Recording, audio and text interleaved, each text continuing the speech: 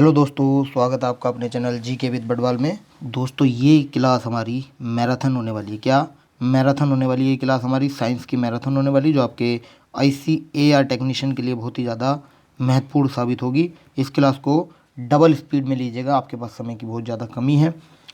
Double speed में लीजिएगा, 2x करके लीजिएगा। अगर समझ में नहीं आए तो थोड़ी बहुत स्पीड कम कर लीजिएगा। यानी कि मतलब कहने का ये है कि कम समय देना है वीडियो देखने में और समझने में ज़्यादा ध्यान देना है, आपको ध्यान रखना है। तो चलिए क्लास को शुरू करते हैं, देर नहीं करते हुए। ज़्यादा जो नया है वो चैनल को सब्सक्राइब करेंगे और बेल आइकन दबा देंगे, ताकि आने वाली हर अपडेट आपको समय पर मिलती रहे। ध्यान रखें, कल हम सोशल साइंस की मैराथन कराने वाले हैं। सोशल साइंस की मैराथन, जो भी मैंने अब तक आपको पढ़ाया है उस सभी का रिवीजन हम आपको कराने वाले हैं। सारे टॉपिक के क्वेश्चन मिलेंगे आपको रिवीजन के तौर पर। तो चलिए आज हम क्लास को शुरू करते हैं। साइंस की क्लास है। क्वेश्चन है, सेल के विद्युत वाहक बल के संदर्भ में सत्य है क्या? विद्युत धारा न लेने की दशा में सेल के ध्रुवों के बीच का विभवांतर सेल का विद्युत वाहक बल होता है। दूसरा है, विभवांतर को वोल्ट मीटर से नापते हैं। इसका राइट आंसर हो जाएगा, ये दोनों ही सही है, ऑप्शन नंबर ए और बी। पहला कथन और दूसरा कथन दोनों सही है, तो इसका राइट आंसर हो जाएगा हमारा ऑप्शन नंबर सी हो जाएगा। कथन एक व कथन दो दोनों सही है, option number C is the right answer. अगले क्वेश्चन पर चलते हैं। अगला क्वेश्चन हमारा है, देखिए, प्रतिरोध के संबंध में, प्रतिरोध माने रेजिस्टेंस, प्रतिरोध के संबंध में आपको विचार करना है। देखिए, किसी तार का प्रतिरोध तार की लंबाई के अनुक्रमानुपाती होता है। क्या ये बात सही सत्य है या नहीं? बिल्कुल सही है। नेक्स्ट है, तार का प्रतिरोध तार के अनुप्रस्थ काट के क्षेत्रफल के व्युत्क्रमानुपाती होता है। ये भी सही है। नेक्स्ट पे चलते हैं। नेक्स्ट हमारा है, प्रतिरोध ऐसी राशि है जिस पर पदार्थ की प्रकृति का कोई प्रभाव नहीं पड़ता। ये गलत हो जाएगा। इसका राइट आंसर हो जाएगा हमारा पहला और दूसरा, यानी कि ऑप्शन नंबर ए आपका यहाँ बिल्कुल राइट आंसर हो जाएगा। Option number A is the right answer. चालक का प्रतिरोध क्या होता है? देखिए, मैं आपको बता दूं, चालक का प्रतिरोध जो होता है, प्रतिरोध बराबर होता है हमारा क्या? विभवांतर बटे धारा। क्या? विभवांतर बटे धारा होता है। ध्यान रखेंगे, विभवांतर बटे धारा होता है, ये आपको ध्यान रखना है। चलिए अगले क्वेश्चन पर चलते हैं। अगला क्वेश्चन हमारा है, धातुओं तथा मिश्र धातुओं के प्रतिरोध के संदर्भ में सत्य कथन है क्या? चांदी, तांबा, एल्यूमिनियम का प्रतिरोध बहुत अधिक होता है। ये बात सत्य है या नहीं? देखिए, ये आपको बताना है कि इनमें कौन सा कथन सत्य है। चांदी, तांबा, एल्यूमिनियम का प्रतिरोध बहुत अधिक होता है, या फिर मिश्र धातुओं जैसे नाइक्रोम, मैग्नीन आदि का प्रतिरोध बहुत बहुत कम होता है। इसका राइट आंसर हो जाएगा हमारा, इसका राइट आंसर करेंगे। देखिए, इसका राइट आंसर हो जाएगा हमारा, ये ना तो ये होगा ना ही ये होगा, तो इसका राइट आंसर हो जाएगा हमारा क्या? ऑप्शन नंबर डी हो जाएगा। उपरोक्त में से कोई नहीं, ऑप्शन नंबर डी आपका राइट आंसर हो जाएगा। क्योंकि जो मैं आपको बता दूं कि ये जो चांदी, तांबा, एल्यूमिनियम का जो प्रतिरोध होता है ये बहुत अधिक नहीं होता, बहुत कम होता है, ये आपको ध्यान रखना है। और ये जो हमारा नाइक्रोम, मैग्नीन आदि का जो प्रतिरोध होता है ये बहुत अधिक होता है। ये इसमें अपोजिट इसके अंदर बताया गया है, ये आपको ध्यान रखना है। इसका राइट आंसर हो जाएगा हमारा ऑप्शन नंबर डी हो जाएगा, उपरोक्त में से कोई नहीं। चलिए अगले क्वेश्चन पे चलते हैं। अगला क्वेश्चन हमारा है, घरेलू विद्युत उपकरण किस क्रम में जुड़े होते हैं? श्रेणी क्रम, समांतर क्रम, मिश्रित क्रम, या उपयुक्त में से कोई नहीं? देखिए, श्रेणी क्रम होता हमारा सीरीज, और समांतर होता हमारा पैरेलल, और मिश्रित क्रम होता हमारा मिक्स्ड। तो आपको बताना है कौन सा क्रम में हमारे घर के जो वायरिंग होती है वो किस क्रम में जुड़ी होती है। देखिए, ये होती है हमारी समांतर क्रम में। किसमें? समांतर। ऑप्शन नंबर बी आपका यहाँ बिल्कुल राइट आंसर हो जाएगा, समांतर क्रम में होती है, आपको ध्यान रखना है। चलिए अगले क्वेश्चन पे चलते हैं। अगला क्वेश्चन हमारा है, देखिए, विद्युत धारा के ऊष्मीय प्रभाव के संदर्भ में आपको विचार करना है। ऊष्मीय प्रभाव का कारण चालक द्वारा इलेक्ट्रॉन की गति का प्रतिरोध करना है, ये आपको बताना है। देखिए, इसका ये बिल्कुल सही होगा। नेक्स्ट है, यदि किसी चालक का प्रतिरोध बहुत अधिक होता है तो उससे धारा गुजरने पर ऊष्मीय प्रभाव बहुत कम होता है, ये गलत हो जाएगा।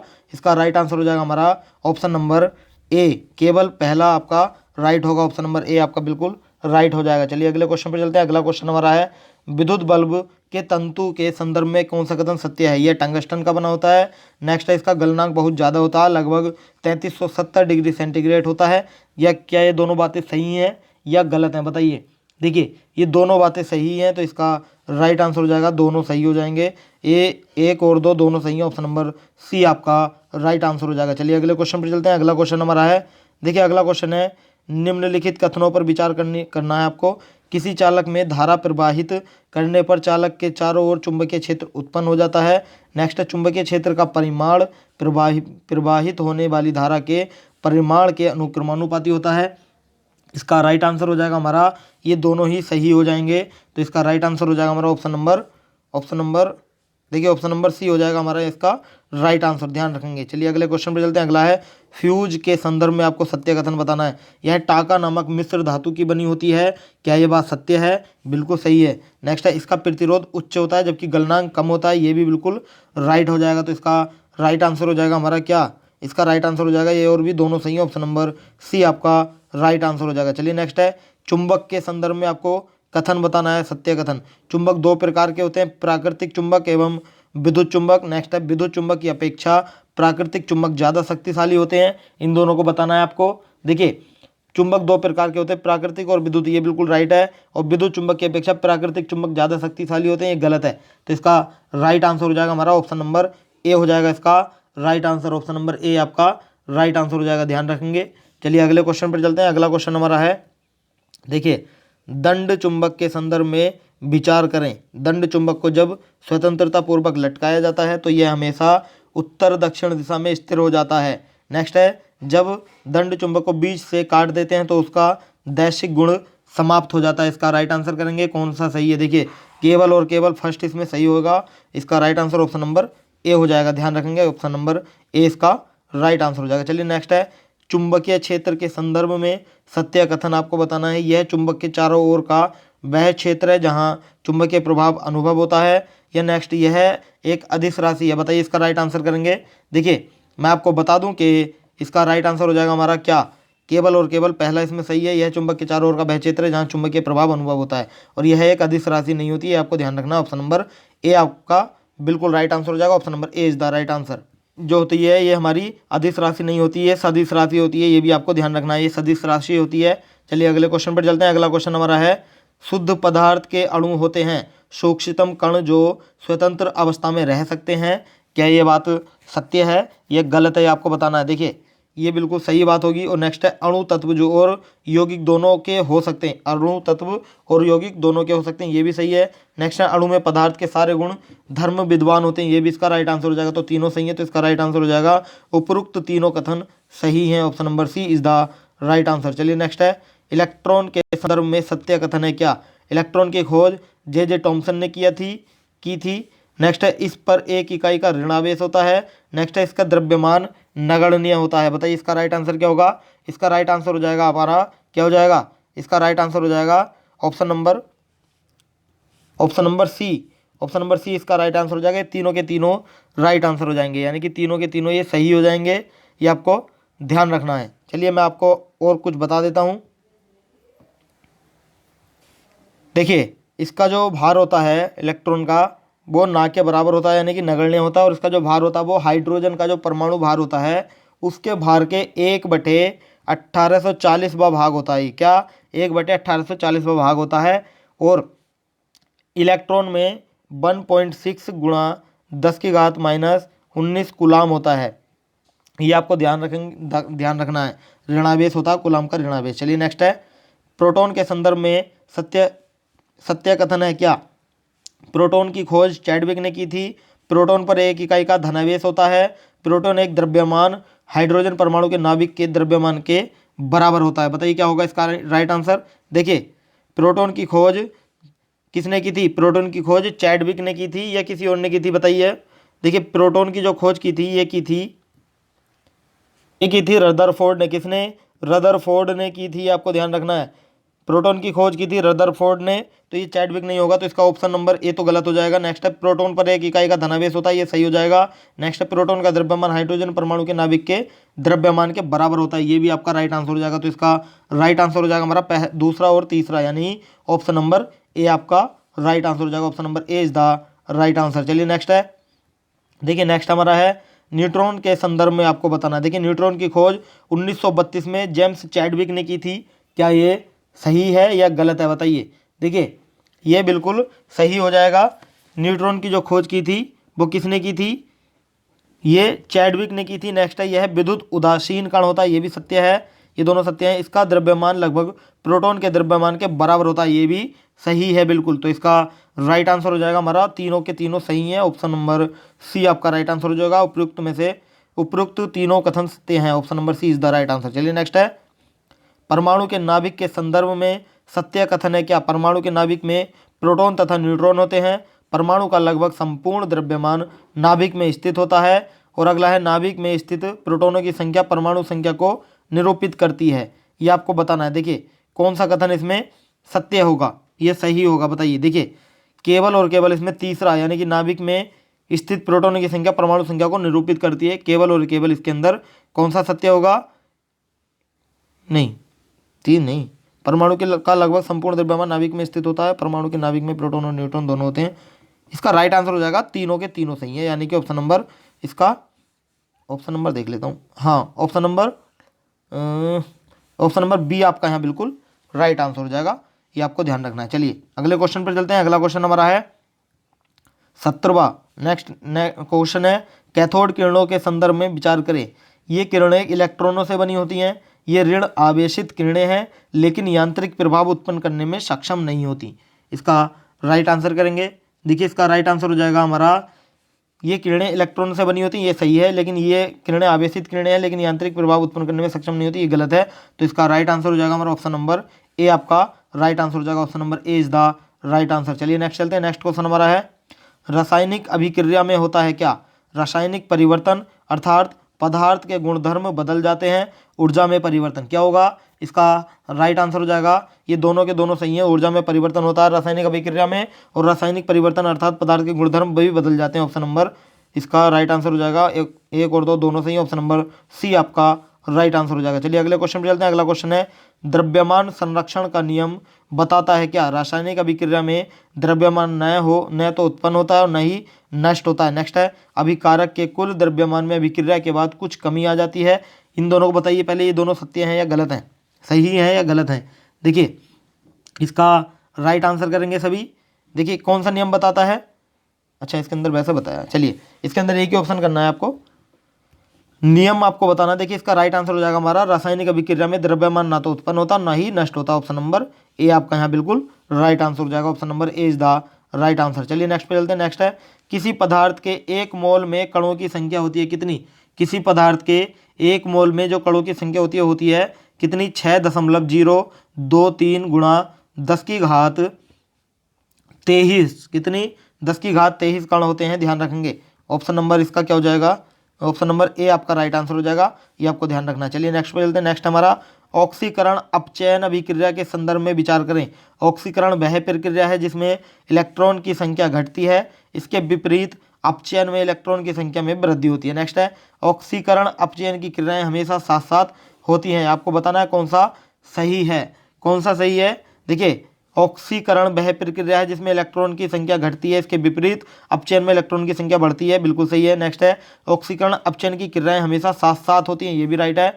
तो इसका राइट आंसर हो जाएगा ऑप्शन नंबर सी, आपका राइट आंसर हो जाएगा। Option number C is the right answer. चलिए नेक्स्ट चलते हैं। नेक्स्ट क्वेश्चन हमारा है ऊष्माक्षेपी अभिक्रियाओं के संदर्भ में सत्य है क्या? इन अभिक्रियाओं में ऊष्मा मुक्त होती है। नेक्स्ट मानवीय शरीर में होने वाली श्वसन की अभिक्रिया ऊष्माक्षेपी अभिक्रिया का उदाहरण है। कौन सा राइट होगा? ये दोनों के दोनों राइट हो जाएंगे, तो इसका राइट आंसर हो जाएगा ऑप्शन नंबर सी, आपका राइट हो जाएगा। पहला और दूसरा दोनों सही हो जाएंगे। चलिए अगले क्वेश्चन पर चलते हैं। देखिए अगला क्वेश्चन हमारा है, देखिए क्वेश्चन है ऊष्मा शोषी अभिक्रिया में ऊष्मा अवशोषित होती है। नेक्स्ट नाइट्रोजन व ऑक्सीजन के संयोग से नाइट्रिक ऑक्साइड का बनना ऊष्मा शोषी अभिक्रिया का उदाहरण है। ये दोनों आपको बताने कौन सा इसमें राइट होने वाला। देखिए इसका राइट आंसर हो जाएगा हमारा, पहला और दूसरा दोनों राइट हो जाएंगे, तो इसका राइट आंसर हो जाएगा ऑप्शन नंबर सी, आपका राइट आंसर हो जाएगा। फिर अगले क्वेश्चन पर चलते हैं। अगला क्वेश्चन हमारा है सोना चांदी प्लेटिनम को नोबल धातु कहते हैं क्योंकि ये जो होते हैं ये भूपर्पटी में स्वतंत्र अवस्था में पाई जाती हैं, इन्हें हम इसलिए नोबल धातु कहते हैं। ऑप्शन नंबर ए आपका यहाँ बिल्कुल राइट आंसर हो जाएगा। नोबल का मतलब होता है उत्कृष्ट, क्या? उत्कृष्ट धातु। कौन सी?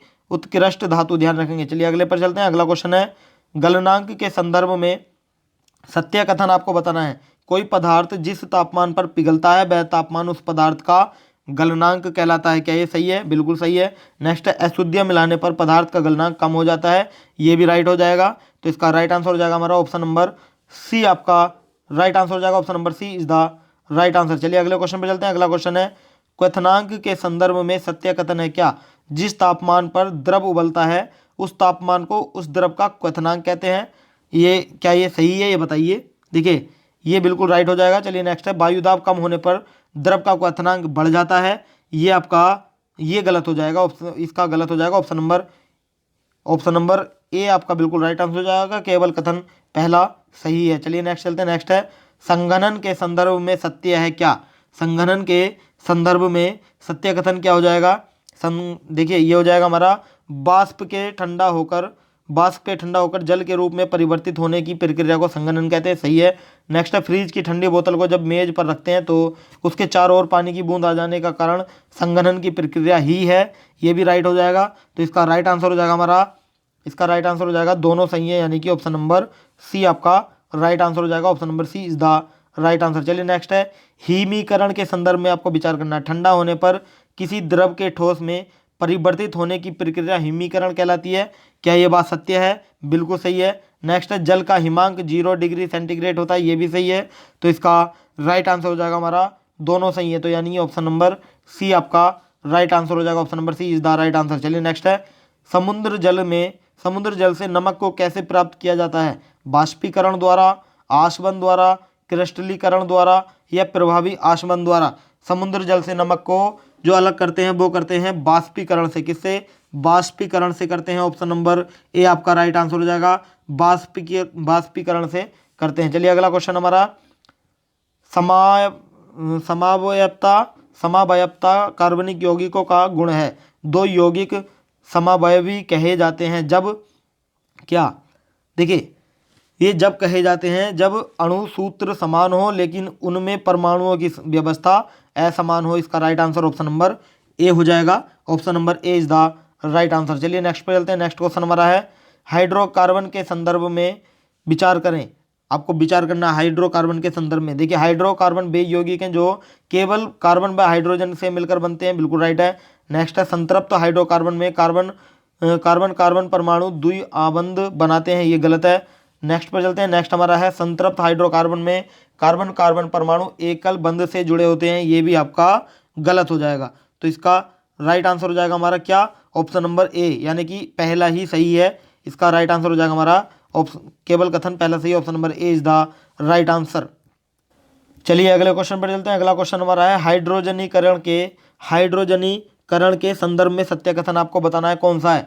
देखिए हाइड्रोजनीकरण के सत्य कथन के संदर्भ में सत्य कथन है हमारा, हाइड्रोजनीकरण वह प्रक्रिया है जिसमें असंतृप्त हाइड्रोकार्बन हाइड्रोजन से संयोग करके संतृप्त हाइड्रोकार्बन बनाते हैं। देखिए पहला ही आपका बिल्कुल राइट हो जाएगा। ऑप्शन नंबर ए आपका यहाँ बिल्कुल राइट हो जाएगा। चलिए नेक्स्ट पर चलते हैं। नेक्स्ट है, अल्कोहल के संदर्भ में सत्य कथन है क्या? अल्कोहल के संदर्भ में आपको बताना है सत्य कथन कौन सा होने वाला है। देखिए इसका जो राइट आंसर हो जाएगा वो आपको बताना। देखिए मैं बता देता हूँ, अल्कोहल कार्बन हाइड्रोजन व ऑक्सीजन के यौगिक होते हैं। हाइड्रोक्सिल समूह OH की उपस्थिति द्वारा ये यौगिक पहचाने जाते हैं। क्या ये बात सत्य है? जी हाँ, ये बात बिल्कुल सही है। ऑप्शन नंबर ए इसका मतलब पहला सही हो जाएगा। नेक्स्ट है, मेथिल अल्कोहल का प्रयोग शराब के रूप में किया जाता है। ये गलत हो जाएगा। तो इसका राइट आंसर हो जाएगा हमारा केवल और केवल ऑप्शन नंबर ए, यानी कि पहला सही है। Option number A is the right answer. ये आपको ध्यान रखना है, मेथिल अल्कोहल का प्रयोग शराब के रूप में नहीं होता। चलिए अगले पर चलते हैं। अगला हमारा है, प्रकृति में सबसे अधिक मात्रा में पाई जाने वाली धातु क्या है? Aluminium, iron, silica, oxygen. प्रकृति में सबसे ज़्यादा मात्रा में पाई जाती है एल्यूमिनियम। कौन सी? एल्यूमिनियम। ऑप्शन नंबर ए आपका राइट आंसर हो जाएगा। फिर अगले क्वेश्चन पर चलते हैं। अगला क्वेश्चन हमारा है, देखिए आशवन विधि के संदर्भ में विचार करिए। आशवन विधि में शुद्ध पदार्थ को प्राप्त करने के लिए उसको वाष्प में परिवर्तित करके पुनः द्रवित किया जाता है। जी हाँ, बिल्कुल किया जाता है। इसका पहला सही हो जाएगा। नेक्स्ट, पानी को शुद्ध करने के प्रक्रम में इस विधि का प्रयोग किया जाता है। ये भी सही है। तो इसका राइट आंसर हो जाएगा हमारा कौन सा? ऑप्शन नंबर सी हो जाएगा। Option number C is the right answer. चलिए अगले क्वेश्चन पर चलते हैं। अगला क्वेश्चन हमारा है, हमारे शरीर में त्वचा निम्नलिखित में से कौन से कार्य करती है? शरीर का ताप संतुलन, अपशिष्ट पदार्थों का उत्सर्जन, चोट या आघात से रक्षा करना। तीनों के तीनों राइट हैं। तो इसका राइट आंसर हो जाएगा हमारा उपरोक्त सभी कथन सत्य है। ऑप्शन नंबर डी आपका राइट हो जाएगा। चलिए अगले क्वेश्चन पर चलते हैं। अगला क्वेश्चन है, हमारे शरीर में पेशियां अंगों को घुमाने में सहायक होती हैं। ये पेशियां संकुचन व फैलाव के माध्यम से अंगों को घुमाती हैं। कौन सा राइट आंसर हो जाएगा? देखिए मैं आपको बता दूं कि ये दोनों के दोनों सही हो जाएंगे। तो इसका राइट आंसर हो जाएगा आपका, अच्छा एक और है, देखिए तीसरा कर देते हैं, पहले और दूसरे तो दोनों सही है। नेक्स्ट है, पेशियों का संकुचन व फैलाव प्रोटीन की व्यवस्था में परिवर्तन द्वारा संभव हो पाता है, ये भी आपका राइट हो जाएगा। तो इसका राइट आंसर हो जाएगा हमारा ऑप्शन नंबर सी, आपका राइट आंसर हो जाएगा। Option number C is the right answer. चलिए अगले क्वेश्चन पर चलते हैं। 38 क्वेश्चन है हमारा, हमारे शरीर में कंकाल का मुख्य कारण है क्या? शरीर को एक निश्चित ढांचा प्रदान करना। नेक्स्ट है, शरीर के आंतरिक अंगों जैसे हृदय, फेफड़े इत्यादि की रक्षा करना। नेक्स्ट है, कंकाल की अस्थियां पेशियों से जुड़कर गति में सहायता प्रदान करती हैं। इसका राइट आंसर करना है आपको। देखिए इसका राइट आंसर हो जाएगा आपका कौन सा? इसका राइट आंसर हो जाएगा हमारा, ये तीनों के तीनों राइट आंसर हो जाएंगे, यानी कि ऑप्शन नंबर सी आपका राइट आंसर हो जाएगा। Option number C is the right answer. चलिए अगले क्वेश्चन पर चलते हैं। अगला क्वेश्चन हमारा है, शरीर व वातावरण तथा कोशिका व उसके पर्यावरण के मध्य गैसों का आदान प्रदान होता है श्वसन तंत्र के द्वारा, उत्सर्जन के द्वारा, पाचन तंत्र के, या उपरोक्त में से कोई नहीं। इसका राइट आंसर हो जाएगा हमारा श्वसन तंत्र के द्वारा होता है। ऑप्शन नंबर ए आपका राइट आंसर हो जाएगा, श्वसन तंत्र इज द राइट आंसर। चलिए नेक्स्ट है, हमारे शरीर में रक्त परिसंचरण तंत्र के कार्य हैं क्या? हमारे शरीर में रक्त परिसंचरण के जो कार्य हैं वो है हमारे पोषक पदार्थ व ऑक्सीकृत रक्त को शरीर में विभिन्न अंगों की ओर ले जाना, ये राइट आंसर हो जाएगा। नेक्स्ट देखिए, उपापचय अपशिष्ट पदार्थ को उत्सर्जित अंगों तक ले जाना, ये भी आपका राइट हो जाएगा। इसका मतलब अच्छा हाँ, देखिए तो इसका right answer option number C हो जाएगा। उपरोक्त ए और बी दोनों आपके राइट आंसर हो जाएंगे। चलिए अगले क्वेश्चन पर चलते हैं। अगला क्वेश्चन है 41। चलिए नेक्स्ट है, मानव में उत्सर्जन अंग में शामिल होता है क्या? एक जोड़ी वृक्क, देखिए मूत्राशय, मूत्रवाहिनी, एक जोड़ी वृषण। बताइए क्या होता है मानव के उत्सर्जन अंग में शामिल? उत्सर्जन अंग में शामिल होता है क्या? देखिए एक जोड़ी वृक्क होता है, मूत्राशय होता है, मूत्रवाहिनी होता है, लेकिन हमारा एक जोड़ी वृषण नहीं होता है। तो इसका राइट आंसर आपका हो जाएगा क्या? इसका राइट आंसर हो जाएगा हमारा ऑप्शन नंबर सी हो जाएगा। केवल और केवल पहला, दूसरा और तीसरा सही होंगे, चौथा हमारा गलत हो जाएगा। चलिए अगले क्वेश्चन पर चलते हैं। अगला क्वेश्चन हमारा है, प्रोटोजोआ के संदर्भ में विचार करें। ये यूकैरियोटिक एक कोशिकीय जीव है। नेक्स्ट है, अमीबा, पैरामीशियम व यूग्लिना प्रोटोजोआ के अंतर्गत आते हैं। कौन सा राइट आंसर हो जाएगा? इसका राइट आंसर हो जाएगा, ये दोनों के दोनों राइट हो जाएंगे। तो इसका ऑप्शन नंबर सी आपका बिल्कुल राइट आंसर हो जाएगा। Option number C is the right answer. चलिए अगले क्वेश्चन पर चलते हैं। और मैं आपको बता दूं कि जो प्रोटोजोआ होते हैं एक कोशिकीय जीव होते हैं। फॉर एग्जांपल अमीबा है, एक पैरामीशियम है, एक यूग्लिना है, ये सब एक कोशिकीय जीव होते हैं। चलिए नेक्स्ट पे चलते हैं। नेक्स्ट हमारा स्पंज है क्या? स्पंज क्या है? देखिए मैं आपको बता दूं कि स्पंज जलीय जीव है। क्या है? स्पंज एक जलीय जीव है जिसमें उत्कीय विभेदन नहीं होता। इसका शरीर कोशिकाओं की केवल एक ही परत का बना होता है, ये स्पंज कहलाता है। ऑप्शन नंबर ए आपका राइट आंसर हो जाएगा, स्पंज। देखिए नेक्स्ट है, कोशिका की खोज किसने की थी? कोशिका की खोज किसने की थी? कोशिका की जो खोज की गई थी वो रॉबर्ट हुक के द्वारा की गई थी। किसने? रॉबर्ट हुक ने की थी। कब की थी? 1665 में की थी। कब? 1665, 1665 में रॉबर्ट हुक ने कोशिका की खोज की थी। चलिए नेक्स्ट है, इलेक्ट्रॉन सूक्ष्मदर्शी से देखने पर कोशिका में 3 स्पष्ट भाग दिखाई देते हैं। कोशिका झिल्ली, केंद्रक, कोशिका द्रव्य। बताइए कौन कौन से दिखाई देते हैं, ये बताना है आपको। ये दिखाई देते हैं, तीनों के तीनों दिखाई देते हैं। तो इसका राइट आंसर हो जाएगा हमारा option number D. Option number D is the right answer, उपरोक्त सभी। चलिए नेक्स्ट है, माइटोकॉन्ड्रिया का मुख्य कार्य है क्या? माइटोकॉन्ड्रिया का मुख्य कार्य होता है कोशिकीय श्वसन में भाग लेना। क्या होता है? कोशिकीय श्वसन में भाग लेना माइटोकॉन्ड्रिया का मुख्य कार्य होता है। ऑप्शन नंबर ए आपका यहाँ बिल्कुल राइट आंसर हो जाएगा। चलिए नेक्स्ट है, प्लास्टिड के संदर्भ में सत्य कथन क्या है? प्लास्टिड केवल पौधों की कोशिकाओं में पाए जाते हैं, या बताइए इसका राइट आंसर क्या होगा? नेक्स्ट है, क्लोरोप्लास्ट प्लास्टिड का ही एक प्रकार है जिसमें क्लोरोफिल पाया जाता है। यह सूर्य की प्रकाशीय ऊर्जा को रासायनिक ऊर्जा में परिवर्तित करता है। ऑप्शन नंबर बी और ऑप्शन नंबर ए दोनों आपके यहाँ राइट आंसर हो जाएंगे। ऑप्शन नंबर सी आपका बिल्कुल राइट आंसर हो जाएगा, ए और बी दोनों। चलिए नेक्स्ट है, कोशिका का आत्मघाती दस्ता है क्या? कोशिका का आत्मघाती दस्ता कहा जाता है किसे? आत्मघाती दस्ता जो कहा जाता है ये कहा जाता है लाइजोजोम को। किसको? लाइजोजोम को। ऑप्शन नंबर ए आपका राइट आंसर हो जाएगा, lysosome is the right answer. चलिए नेक्स्ट है, रसधानियों के संदर्भ में विचार करें। रसधानियां संग्राहक थैलियां होती हैं। नेक्स्ट है, पौधों में रसधानियां बड़ी होती हैं जबकि जंतु कोशिकाओं में यह छोटी होती है। नेक्स्ट है, रसधानियों के कारण कोशिकाओं में स्फीति व दृढ़ता बनी रहती है। इसका राइट आंसर करेंगे, इसका राइट आंसर हो जाएगा, तीनों के तीनों बिल्कुल सही कथन दिए गए हैं, तो इसका right answer option number C हो जाएगा। Option number C is the right answer. देखिए जो मैं आपको क्वेश्चन करा रहा हूँ, लेंथी क्वेश्चन आपको लग रहे होंगे, लेकिन एक क्वेश्चन से आपके लगभग 3 से 4 क्वेश्चन आपके कंप्लीट होते जा रहे हैं, ये आपको ध्यान रखना है। ये मैं क्वेश्चन आपके लिए लेकर आया हूँ, लगभग 200 क्वेश्चन ये हैं, लेकिन 200 क्वेश्चनों में आप मान के चलिएगा 350 से 400 क्वेश्चन आप कवर कर ले जाएंगे इसी मैराथन से। चलिए नेक्स्ट है, जीव की सबसे छोटी संरचनात्मक व कार्यात्मक इकाई होती है क्या? जीव की सबसे छोटी जो इकाई होती है वो होती है कोशिका। ये संरचनात्मक व कार्यात्मक इकाई दोनों होती है, सबसे छोटी का होती है। ऑप्शन नंबर ए आपका यहाँ बिल्कुल राइट आंसर हो जाएगा। चलिए नेक्स्ट है, अर्धसूत्री विभाजन के संदर्भ में विचार करें। यह केवल जनन कोशिकाओं में होता है। नेक्स्ट, विभाजन के फलस्वरूप गुणसूत्रों की संख्या आधी रह जाती है। नेक्स्ट है, विभाजन के फलस्वरूप 4 संतति कोशिकाएं बनती हैं सॉरी। बताइए कि इसका राइट आंसर क्या होगा? इसका राइट आंसर हो जाएगा, ये तीनों के तीनों बिल्कुल आपके राइट आंसर हो जाएंगे। तो इसका राइट आंसर हो जाएगा ऑप्शन नंबर सी आपका राइट आंसर हो जाएगा। उपरोक्त सभी कथन सत्य हैं, तो इसका right answer option number C हो गया। चलिए नेक्स्ट चलते हैं। नेक्स्ट है 52 क्वेश्चन। नेक्स्ट है, प्रजनन के संदर्भ में सत्य कथन है क्या? प्रजनन जीवन का अनिवार्य लक्षण है। इसका राइट आंसर करेंगे, ये बिल्कुल सही हो जाएगा। नेक्स्ट है, प्रजनन के द्वारा जीव अपनी संतति के माध्यम से अपना अस्तित्व बनाए रखते हैं। ये भी आपका राइट हो जाएगा। चलिए नेक्स्ट है, इसका राइट आंसर क्वेश्चन का राइट आंसर हो जाएगा ऑप्शन नंबर सी, पहला और दूसरा राइट आंसर हो जाएगा। नेक्स्ट क्वेश्चन है, संतुलित भोजन है क्या?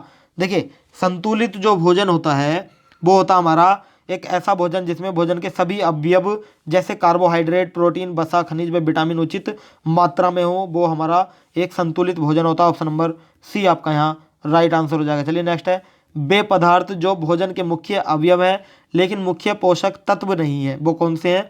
वो हमारे हैं कौन से? वो हमारे, देखिए आपको बता दूं, विटामिन व खनिज नहीं है, जल व वृक्ष अंश नहीं है, वसा भी नहीं है। इसलिए जो पोषक तत्व हो जाएंगे वो कौन से हो जाएंगे? इसका राइट आंसर मैं आपको बता देता हूँ, उपरोक्त में से कोई नहीं, ऑप्शन नंबर डी हो जाएगा इसका राइट आंसर। वरना थोड़ी मिस्टेक हुई है हमसे, इसके लिए सॉरी। मैं आपको बता देता हूँ, क्वेश्चन पढ़ने में थोड़ी दिक्कत हुई है। ये वे पदार्थ जो भोजन के मुख्य अवयव हैं, इसने पूछा है मुख्य अवयव हैं लेकिन मुख्य पोषक तत्व नहीं है। देखिए विटामिन व खनिज मुख्य अवयव हैं, पोषक तत्व भी हैं, और जल व वृक्षांश ये नहीं है। तो इसका मतलब जल व वृक्षांश मुख्य अवयव तो हैं भोजन के, लेकिन ये पोषक तत्व नहीं है। तो इसका right answer option number B हो जाएगा, ये ध्यान रखेंगे। चलिए नेक्स्ट है, सत्य कथन है क्या? सत्य कथन आपको बताना है। स्वयंपोषी अपना भोजन स्वयं बनाते हैं, सभी हरे पौधे स्वयंपोषी के अंतर्गत शामिल होते हैं, ये राइट है। नेक्स्ट है, परपोषी अपने भोजन के लिए अन्य पर निर्भर रहते हैं, ये भी राइट है। इसका right answer option number C हो जाएगा, ये और भी दोनों सत्य हैं। चलिए नेक्स्ट है, निम्नलिखित कथनों पर आपको विचार करना है। देखिए आपको बताना है कि इनमें कौन सा वाला क्वेश्चन राइट होगा। गेहूं, चावल, मक्का, आलू, शक्कर इत्यादि कार्बोहाइड्रेट के मुख्य स्रोत हैं, क्या ये सत्य है? ये आपको बताना है, ये बिल्कुल सत्य बात है, ये आपको। और नेक्स्ट है, दालें, सोयाबीन, मांस प्रोटीन के मुख्य स्रोत है, ये भी सही है। नेक्स्ट है, मूंगफली में प्रोटीन में वसा दोनों पर्याप्त मात्रा में होती हैं, ये भी सही है। तो इसका right answer option number D हो जाएगा। उपरोक्त तीनों कथन सत्य हैं, option number D is the right answer. चलिए अगले क्वेश्चन पर चलते हैं। अगला क्वेश्चन हमारा है, निम्नलिखित कथनों पर आपको विचार करना है। कार्बोहाइड्रेट हमारे शरीर में ग्लूकोज के रूप में अवशोषित होता है, क्या ये बात सत्य है? बिल्कुल सही है। नेक्स्ट है, प्रोटीन हमारे शरीर में अमीनो अम्ल के रूप में अवशोषित होता है, ये भी सही है। नेक्स्ट पे चलते हैं। नेक्स्ट वसा हमारे शरीर में बसीय अम्लों व ग्लिसरॉल के रूप में अवशोषित होता है, ये भी सही है। कथन दिए गए, अच्छा ठीक है। उपरोक्त सभी कथन सत्य हैं, यानी कि ऑप्शन नंबर 3 ये तीनों सही है, तो ऑप्शन नंबर इसका डी हो जाएगा। चलिए नेक्स्ट पे चलते हैं। नेक्स्ट क्वेश्चन हमारा है 58, स्कर्वी रोग है क्या? स्कर्वी रोग क्या है? देखिए स्कर्वी रोग मसूड़ों में सूजन होती है, ये बिल्कुल सही है, स्कर्वी रोग के कारण होती है।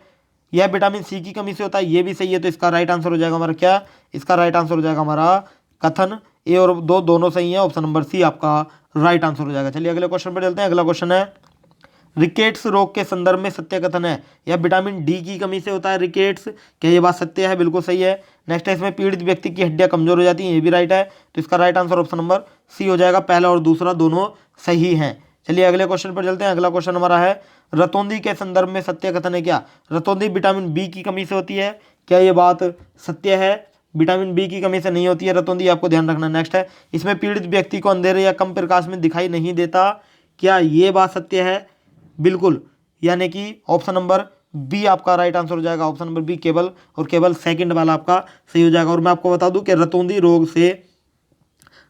रोग जो होता है, इसमें जो पीड़ित होता है उसे अंधेरे या कम प्रकाश में दिखाई नहीं देता है, आपको ध्यान रखना है। और ये जो है रतौंधी विटामिन बी की कमी से नहीं होता, विटामिन ए की कमी से रतौंधी रोग होता है, ये भी आपको ध्यान रखना है। चलिए नेक्स्ट है, बेरी बेरी के संदर्भ में आपको विचार करना है। बेरी बेरी रोग विटामिन बी वन की कमी से होता है, क्या यह बात सत्य है?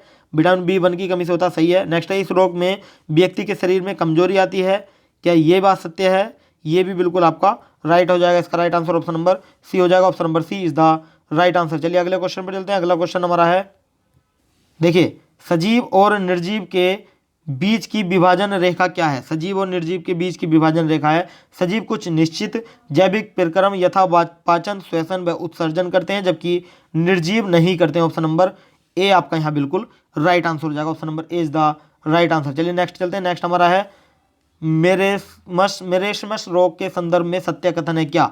मेरेस्मस रोग के संदर्भ में सत्य कथन बताना है। मेरेस्मस रोग सभी पोषक तत्वों की कमी के कारण होता है, सामान्यतः 1 महीने से 3 वर्ष के बच्चे से पीड़ित होते हैं, बिल्कुल सही। नेक्स्ट है, विकास का अभाव, बच्चे का पतला दुबला होना, ढीली चमड़ी या धसी हुई आंखें प्रमुख इसके लक्षण है, ये भी आपका राइट आंसर हो जाएगा। तो इसका मतलब राइट हो जाएगा। इसका राइट आंसर आपका हो जाएगा क्या? इसका राइट आंसर हो जाएगा हमारा क्या? ऑप्शन नंबर सी हो जाएगा। क्या? ऑप्शन नंबर सी इसका राइट हो जाएगा। चलिए अगले क्वेश्चन पर चलते हैं। अगला है, घेंगा रोग होता है किससे? देखिए घेंगा रोग जो होता है ये आयोडीन की कमी से होता है। किसके? आयोडीन की कमी से होता है घेंगा रोग। ऑप्शन नंबर ए आपका राइट आंसर हो जाएगा, आयोडीन की कमी से। चलिए नेक्स्ट है, किस विटामिन की कमी से रक्त का थक्का नहीं जमता? किस विटामिन की कमी से नहीं जमता? विटामिन के की कमी से नहीं जमता है रक्त का थक्का। इसका right answer option number B हो जाएगा, विटामिन के। चलिए नेक्स्ट है, वायरस से उत्पन्न होने वाले प्रमुख रोग कौन कौन से हैं? खसरा, rabies, AIDS, typhoid, polio, tetanus. बताइए इनमें से कौन कौन से हैं वायरस से उत्पन्न होने वाले रोग?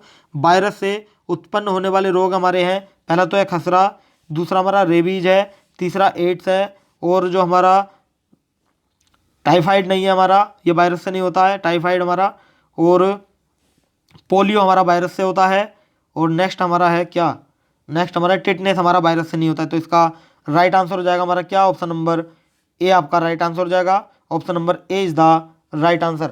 मैं आपको बता दूं कि वायरस से उत्पन्न होने वाले जो प्रमुख रोग हैं इसके अंदर ये 5 तो बता दिए, इनसे अलग हमारा जुकाम वायरस से होता है, इन्फ्लुएंजा वायरस से होता है, और हमारा खसरा मैंने आपको बता दिया, छोटी माता होता है वो हमारा वायरस से होता है, और बड़ी माता भी हमारा वायरस से होता है। पोलियो मैं आपको बता चुका हूँ, पोलियो, और रेबीज भी आपको बता चुका हूँ, ये आपको ध्यान रखना है। और एक होता है ब्रोंकाइटिस होता है एक, ये भी वायरस से होता है। चलिए नेक्स्ट है, बैक्टीरिया से होने वाले रोग। बैक्टीरिया से कौन कौन से रोग होते हैं? बैक्टीरिया से होते हैं डिप्थीरिया, ये वायरस बैक्टीरिया से होता है, सॉरी, निमोनिया बैक्टीरिया से होता है, तपेदिक बैक्टीरिया से होता है, टाइफाइड, हैजा, कुष्ठ रोग, ये सारे के सारे बैक्टीरिया से होते हैं। तो इसका राइट आंसर हो जाएगा हमारा क्या? ऑप्शन नंबर डी आपका राइट आंसर हो जाएगा। Option number D is the right answer. और इनसे अलग भी कुछ रोग होते हैं जो बैक्टीरिया से होते हैं, फॉर एग्जांपल पेचिस भी बैक्टीरिया से ही होता है, पेचिस, ये आपको ध्यान रखना है, पेचिस भी बैक्टीरिया से होता है। और कुष्ठ रोग में आपको बता चुका हूँ, प्लेग हमारा बैक्टीरिया से होता है, प्लेग भी बैक्टीरिया से होता है। चलिए अगले क्वेश्चन पर चलते हैं। अगला क्वेश्चन है, बीसीजी का टीका लगाया जाता है। बीसीजी का जो टीका लगता है वो तपेदिक के बचाव से लगाया जाता है, तपेदिक से बचाव हेतु बीसीजी का टीका लगाया जाता है, आपको ध्यान रखना है। चलिए अगले पर चलते हैं। अगला क्वेश्चन हमारा है, पोलियो बीमारी के संदर्भ में विचार करें। पोलियो वायरस के द्वारा फैलने वाली बीमारी है, क्या ये राइट आंसर हो जाएगा? बिल्कुल राइट होगा। इस रोग के वायरस गंदे स्थानों पर पाए जाते हैं तथा प्रदूषित खाद्य व जल के माध्यम से फैलते हैं, ये भी राइट होगा।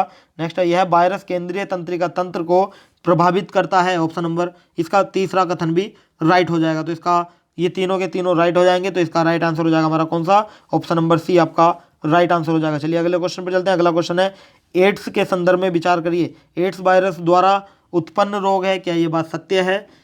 जी हाँ, बिल्कुल सत्य है। नेक्स्ट है, इस रोग का पता सर्वप्रथम अमेरिकी डॉक्टर माइकल गोल्डफेब ने लगाया था, ये भी सत्य है। नेक्स्ट है, यह रोग असुरक्षित यौन संबंध, रक्तदान, संक्रमित सुइयों द्वारा फैलता है, ये भी आपका राइट आंसर हो जाएगा। तो इसका राइट आंसर हो जाएगा हमारा क्या? इसका राइट आंसर हो जाएगा हमारा उपरोक्त तीनों कथन सत्य है। Option number C is the right answer. एक क्वेश्चन आपके बहुत सारे क्वेश्चन कवर करने वाला है। देखिए ये वायरस से होता है, ये आपको ध्यान रखना है, वायरस नहीं है, वायरस है।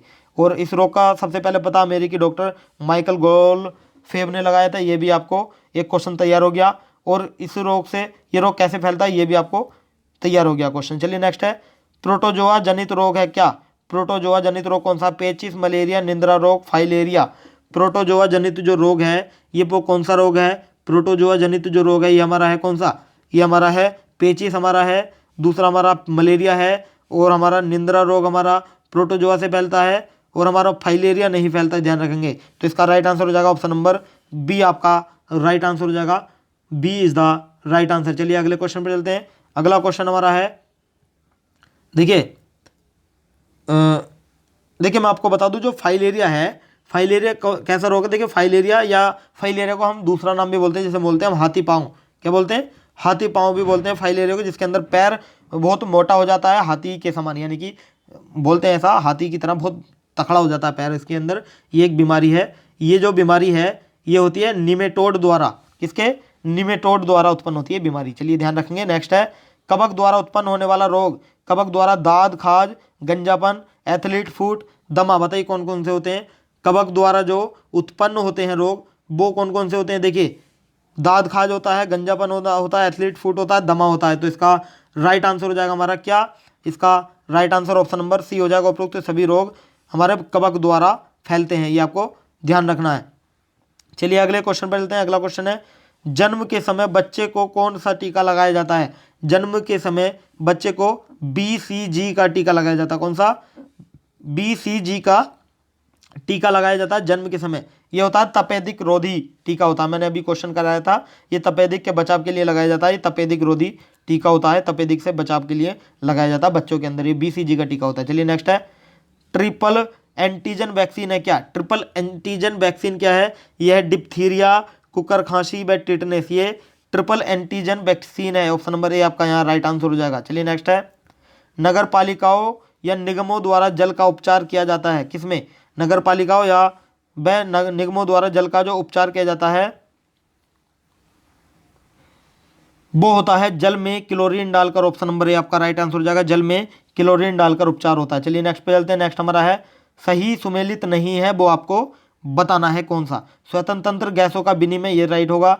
परिसंचरण तंत्र, रक्त द्वारा पीड़ित भोज्य पदार्थ व अन्य गैसों का परिवहन, ये भी राइट होगा। उत्सर्जन तंत्र, उत्सर्जी वर्जीय पदार्थों के शरीर में अवशोषित करना, क्या ये राइट होगा? ये गलत हो जाएगा। नेक्स्ट हमारा है, पाचन तंत्र, ग्लूकोज के अणु का CO2 और H2O में विखंडन, ये राइट हो जाएगा। तो इसका राइट आंसर हो जाएगा हमारा कौन सा? उत्सर्जन तंत्र वाला हो जाएगा। ऑप्शन नंबर सी आपका राइट आंसर हो जाएगा, उत्सर्जन तंत्र वाला इसका राइट आंसर हो जाएगा, ध्यान रखेंगे। चलिए अगले क्वेश्चन पर चलते हैं। अगला क्वेश्चन हमारा है, सही सुमेलित नहीं है जो सा वो आपको बताना है। बताइए सही सुमेलित कौन सा नहीं है? देखिए कार्बोहाइड्रेट शरीर को ऊर्जा प्रदान करता है, सही है। प्रोटीन शरीर वृद्धि व टूट फूट की मरम्मत करता है, सही है। वसा शरीर के तापक्रम का नियंत्रण करता है, ये भी सही है। खनिज व विटामिन कार्बोहाइड्रेट के अभाव में थोड़ी मात्रा में ऊर्जा देता है, ये गलत है। इसका right answer option number D हो जाएगा, ध्यान रखेंगे। चलिए अगले क्वेश्चन पर चलते हैं। अगला क्वेश्चन है, सही सुमेलित नहीं है, हैजा ब्रीबियो कोलेरी। बताइए हैजा ब्रीबियो कोलेरी, क्या ये सही है? बिल्कुल सही है। टाइफाइड साल्मोनेवो टाइफी, क्या ये सही है? ये भी आपका सही हो जाएगा। नेक्स्ट है, ये है क्या? आप पूछ रहे होंगे, सोच रहे होंगे है क्या? हैजा ब्रीबियो कोलेरी क्या है? ये क्या है? ये क्या इसने इसका आविष्कार किया है? ये क्या चीज़ है? ये मैं समझ नहीं पा रहे हैं। ये आपका शायद क्वेश्चन हो सकता है, तो मैं आपको बता दूं कि ये जो ब्रीबियो कोलेरी है ये जीवाणु है। क्या? हैजा जो होता है वो ब्रीबियो कोलेरी नामक जीवाणु से होता है, और टाइफाइड होता है साल्मोनेवो टाइफी नामक जीवाणु से होता है, ये आपको ध्यान रखना है। चलिए अगला हमारा है, मलेरिया कैसे होता है? मलेरिया प्लाज्मोडियम से होता है। किससे? मलेरिया होता है हमारा प्लाज्मोडियम से, इसका राइट हो जाएगा। नेक्स्ट है, प्लेग रेट्रोवायरस से होता है, नहीं। ऑप्शन नंबर डी आपका राइट आंसर हो जाएगा, ये गलत दिया गया है। ऑप्शन नंबर डी आपका बिल्कुल इस क्वेश्चन का राइट आंसर हो जाएगा। जो हमारा प्लेग होता है ये रेट्रोवायरस से नहीं होता है, मैं आपको बता दूं। प्लेग जो होता है वो होता है पास्चुरेला पेस्टिस से। किससे? पास्चुरेला पेस्टिज, क्या? पेस्टिस, ये आपको ध्यान रखना है, पेस्टिस, ये आपको ध्यान रखना है, इसका राइट आंसर। चलिए नेक्स्ट है, पश्चिम में सर्वप्रथम किसने प्रतिपादित किया कि सूर्य सौरमंडल के केंद्र में है तथा अन्य ग्रह उसके चारों ओर चक्कर लगाते हैं? केपलर, अरस्तु, कोपरनिकस। बताइए किसने किया था? ये क्या था? कोपरनिकस ने। किसने? कोपरनिकस ने। ऑप्शन नंबर सी आपका राइट आंसर हो जाएगा। चलिए अगले क्वेश्चन पर चलते हैं। अगला क्वेश्चन है एंटीबायोटिक के संदर्भ में सत्य कथन आपको बताना क्या है। पहली खोजी गई एंटीबायोटिक पेनिसिलिन थी, जिसको अलेक्जेंडर फ्लेमिंग ने पेनिसिलियम नोटेटम नामक कवक से प्राप्त किया था। क्या ये बात सत्य है? जी हाँ, ये बिल्कुल सही है। नेक्स्ट है पेनिसिलिन, स्ट्रेप्टोमाइसिन, टेट्रासाइक्लिन सबसे अधिक प्रचलित एंटीबायोटिक है। ये भी आपका राइट हो जाएगा। तो इसका राइट आंसर हो जाएगा हमारा क्या? इसका right answer option number B हो जाएगा। Option number B is the right answer. चलिए नेक्स्ट पे चलते हैं। देखिए नेक्स्ट हमारा है होम्योपैथी का आविष्कार किसने किया था। होम्योपैथी का आविष्कार किसने किया था? ये किया था हैनी मैन ने। किसने? डॉक्टर हैनी मैन ने किया था। ऑप्शन नंबर ए आपका राइट आंसर हो जाएगा। होम्योपैथी का आविष्कार डॉक्टर हैनी मैन ने किया था। चलिए नेक्स्ट है माइक्रोस्कोप से संबंधित सभी सत्य कथन आपको बताना है। बताइए कौन सा है माइक्रोस्कोप से सत्य कथन संबंधित। देखिए मैं आपको बता देता हूं तीनों के तीनों। माइक्रोस्कोप का उपयोग सूक्ष्म तथा या अति सूक्ष्म वस्तुओं को देखने के लिए किया जाता है। बिल्कुल सही है। नेक्स्ट है इलेक्ट्रॉन माइक्रोस्कोप का आविष्कार 1940 में नोल बरस्का ने किया था। ये भी सही है। नेक्स्ट चलते हैं। नेक्स्ट है कोशिका के अंगों को इलेक्ट्रॉन माइक्रोस्कोप से आसानी से देखा जा सकता है। ये भी आपका बिल्कुल राइट आंसर हो जाएगा। तो इसका राइट आंसर हो जाएगा हमारा क्या? ऑप्शन नंबर सी आपका राइट आंसर हो जाएगा। देखिए ये एक क्वेश्चन आपके लगभग 3 से 4 क्वेश्चन कंप्लीट करा के जा रहा है। तो आप देख सकते हैं कि कितना अच्छा ये सेशन आपके लिए रहने वाला है। तो चलिए नेक्स्ट है एनीमिया रोग किसकी कमी से होता है। Calcium, iodine, iron, phosphorus. Anaemia रोग किसकी कमी से होता है? ये होता है आयरन की कमी से। किसकी? आयरन की कमी से एनीमिया रोग होता है। इसका right answer option number C हो जाएगा। इसके लक्षण क्या हैं? एनीमिया रोग के लक्षण है हमारे पीला चेहरा होना, जल्दी थकना और थकावट होना और वजन कम हो जाना एनीमिया के लक्षण है। ये आपको ध्यान रखना है। चलिए और ये जो होता है रक्त में हीमोग्लोबिन कम हो जाने की कमी से एनीमिया रोग हो जाता है। चलिए नेक्स्ट है जल द्वारा फैलने वाले रोग कौन से हैं। जल द्वारा फैलने वाले रोग आपको बताने हैं। देखिए हैजा जल द्वारा फैलता है और टाइफाइड जल द्वारा फैलता है, हेपेटाइटिस जल द्वारा फैलता है और फाइलेरिया जल द्वारा नहीं फैलता है, मलेरिया जल द्वारा नहीं फैलता है। तो इसका राइट आंसर हो जाएगा हमारा ऑप्शन नंबर ए आपका राइट आंसर हो जाएगा। पहला, दूसरा और तीसरा ये आपको ध्यान रखना है। चलिए नेक्स्ट पे चलते हैं। नेक्स्ट है मानव शरीर में जल की मात्रा लगभग कितनी होती है। मानव शरीर में जल की मात्रा होती है लगभग 60 से 70%। कितनी? 60 से 70% होती है। तो इसका राइट आंसर हो जाएगा हमारा क्या? 70%। इसके लगभग 70 में आ रहा है। ऑप्शन नंबर ए आपका राइट आंसर हो जाएगा। ध्यान रखेंगे। चलिए नेक्स्ट है हमारे शरीर में प्रोटीन आवश्यक है, इसकी कमी से बच्चों में होने वाला रोग। प्रोटीन की कमी से बच्चों में होने वाला रोग हमारा क्या है? यह है क्वाशियोरकर रोग। कौन सा? क्वाशियोरकर रोग है हमारा। ऑप्शन नंबर ए आपका राइट आंसर हो जाएगा। ध्यान रखेंगे option number A is the right answer. Next है निम्नलिखित कथनों पर आपको विचार करना है और बताना कि कौन सा कथन सत्य है। चलिए शुरू करते हैं। किसी परितंत्र में एक जीव द्वारा दूसरे जीव को खाने की क्रमबद्ध प्रक्रिया को खाद्य श्रृंखला कहते हैं। क्या ये सत्य है? जी हाँ, ये बिल्कुल राइट हो जाएगा। नेक्स्ट पर चलते हैं। नेक्स्ट है खाद्य श्रृंखला में हरे पौधे उत्पादक होते हैं। ये भी आपका राइट आंसर हो जाएगा। नेक्स्ट हरे पौधों को प्राथमिक स्तर का उपभोक्ता माना जाता है। ये गलत हो जाएगा। इसका राइट आंसर हो जाएगा ऑप्शन नंबर डी आपका राइट आंसर हो जाएगा। Option number D is the right answer. तो देखो प्राथमिक स्तर का उपभोक्ता नहीं कहते हैं, ये उत्पादक होता है। क्या होता है? प्राथमिक स्तर का उत्पादक होता है। तो इसलिए ये वाला ऑप्शन आपका गलत होगा। तो इसका right answer option number D हो जाएगा। चलिए नेक्स्ट है खाद्य श्रृंखला के संदर्भ में सही कथन का विचार करें। हरे पौधे खाद्य श्रृंखला में उत्पादन स्तर पर वे सूर्य की ऊर्जा का प्रयोग करके भोजन संश्लेषित करते हैं। कौन सा सही उत्तर है ये आपको बताने हैं। क्या ये सही होगा? ये सही हो जाएगा। नेक्स्ट भी पढ़ लेते हैं, चलो कोई बात नहीं। शाकाहारी जैसे हिरण, गाय इत्यादि प्रथम श्रेणी के उपभोक्ता होते हैं। ये भी राइट आंसर हो जाएगा। क्या दिया हुआ है? अच्छा।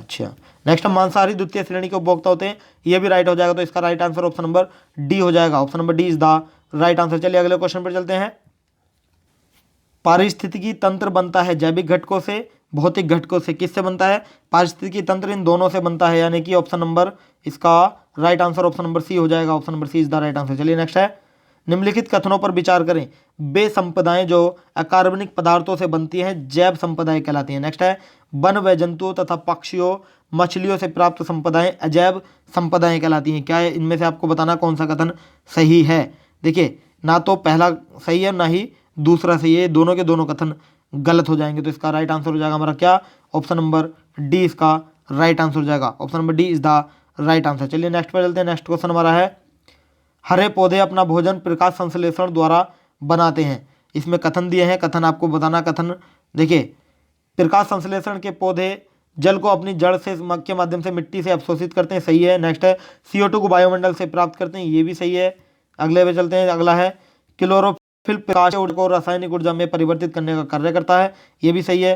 तो इसका राइट आंसर हो जाएगा क्या, ऑप्शन नंबर सी आपका राइट आंसर हो जाएगा। उपरोक्त तीनों कथन सत्य हैं, ये आपको ध्यान रखना, उपरोक्त तीनों कथन सत्य हैं। चलिए अगले क्वेश्चन पर चलते हैं। अगला क्वेश्चन हमारा है कवकों के संदर्भ में विचार करें।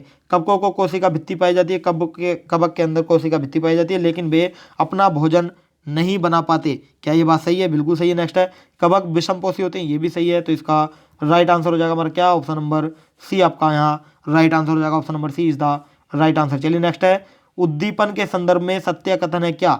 उद्दीपन के संदर्भ में सत्य कथन क्या है, आपको बताना है। सभी सजीव बाह्य वातावरण के प्रति अनुक्रिया व्यक्त करते हैं, ये सत्य है। नेक्स्ट है मानव में उद्दीपन के प्रति अनुक्रिया के लिए तंत्रिका तंत्र व पेशियां होती हैं, ये भी सही है।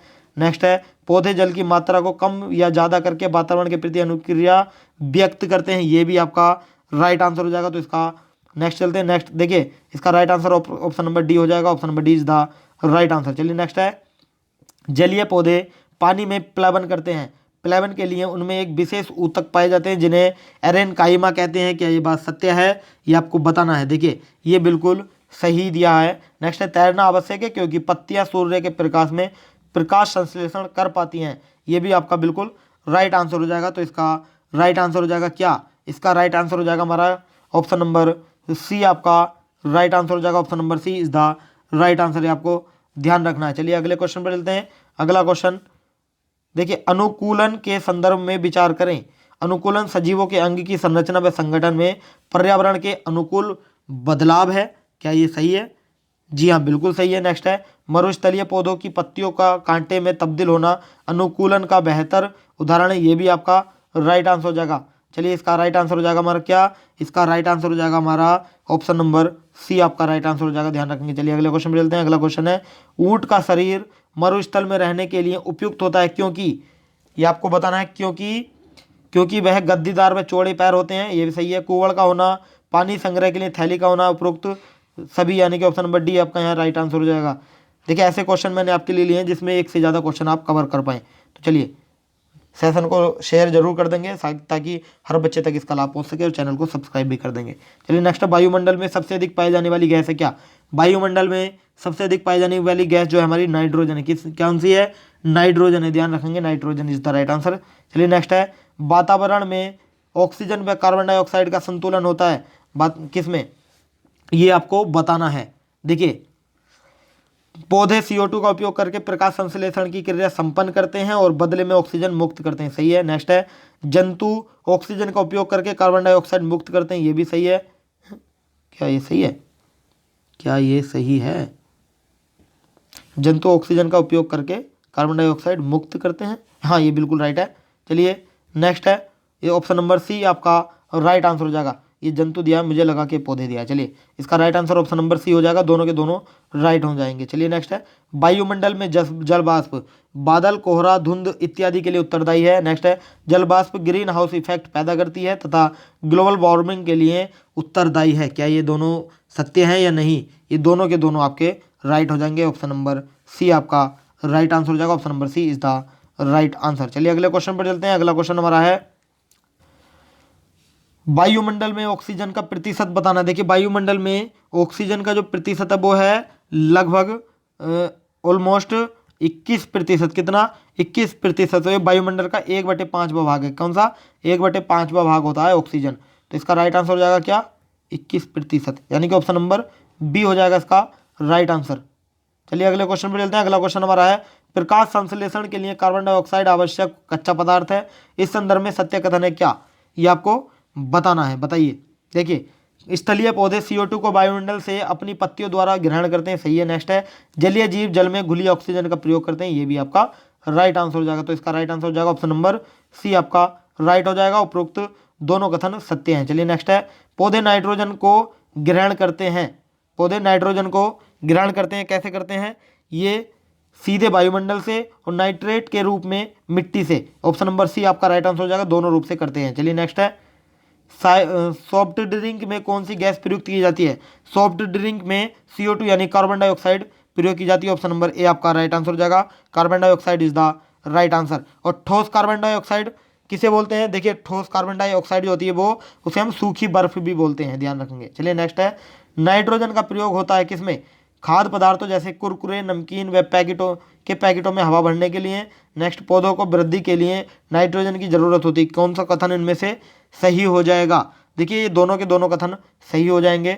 खाद्य पदार्थ जैसे कुरकुरे, नमकीन, पैकेट, चिप्स के पैकेट आप देखते होंगे कि पैकेट में हवा ज़्यादा होती है, तो वो हवा जो होती है वो नाइट्रोजन होती है, ताकि अगर नाइट्रोजन वो नहीं रखेंगे तो जो लंबे समय तक खाने की जो चीज़ें हैं वो सेफ नहीं रह पाएंगी, उसमें ऑक्सीकरण होने की संभावना बढ़ जाती है, जिसकी वजह से वो खराब हो जाती हैं चीज़ें। तो इसका right answer option number C हो जाएगा। Option number C is the right answer. चलिए नेक्स्ट चलते हैं। नेक्स्ट है, कथनों पर आपको विचार करना है। ड्रॉपर में पानी ऊपर चढ़ जाता है क्योंकि ड्रॉपर को दबाने पर उसके अंदर का वायुदाब कम हो जाता है। नेक्स्ट, जिस प्रकार ड्रॉपर में पानी ऊपर चढ़ता है उसी प्रकार पौधों में के जाइलम से पानी पत्तियों तक पहुंच पाता है। क्या कौन सा कथन इनमें से सही हो जाएगा? देखिए ये दोनों के दोनों कथन बिल्कुल राइट हो जाएंगे, तो इसका राइट आंसर हो जाएगा ऑप्शन नंबर सी आपका राइट आंसर हो जाएगा। Option number C is the right answer. चलिए नेक्स्ट है, वायुमंडल दाब को किस यंत्र से नापते हैं? वायुमंडल दाब को नापते हैं हम बैरोमीटर से। किससे? बैरोमीटर से नापते हैं। ऑप्शन नंबर ए आपका राइट आंसर हो जाएगा। देखिए ये है इक्विपमेंट मेजरमेंट की जो है मापने वाली जो मापने के यंत्र की जो वीडियो है ये हमने बना दी है। अगर आपने नहीं देखी है तो अभी जाकर देखें, सर्च कर लीजिएगा जीके विद बडवाल, ये आपको सर्च करना है और इसके आगे अपना टॉपिक लिख देना है मेजरमेंट इक्विपमेंट। क्या?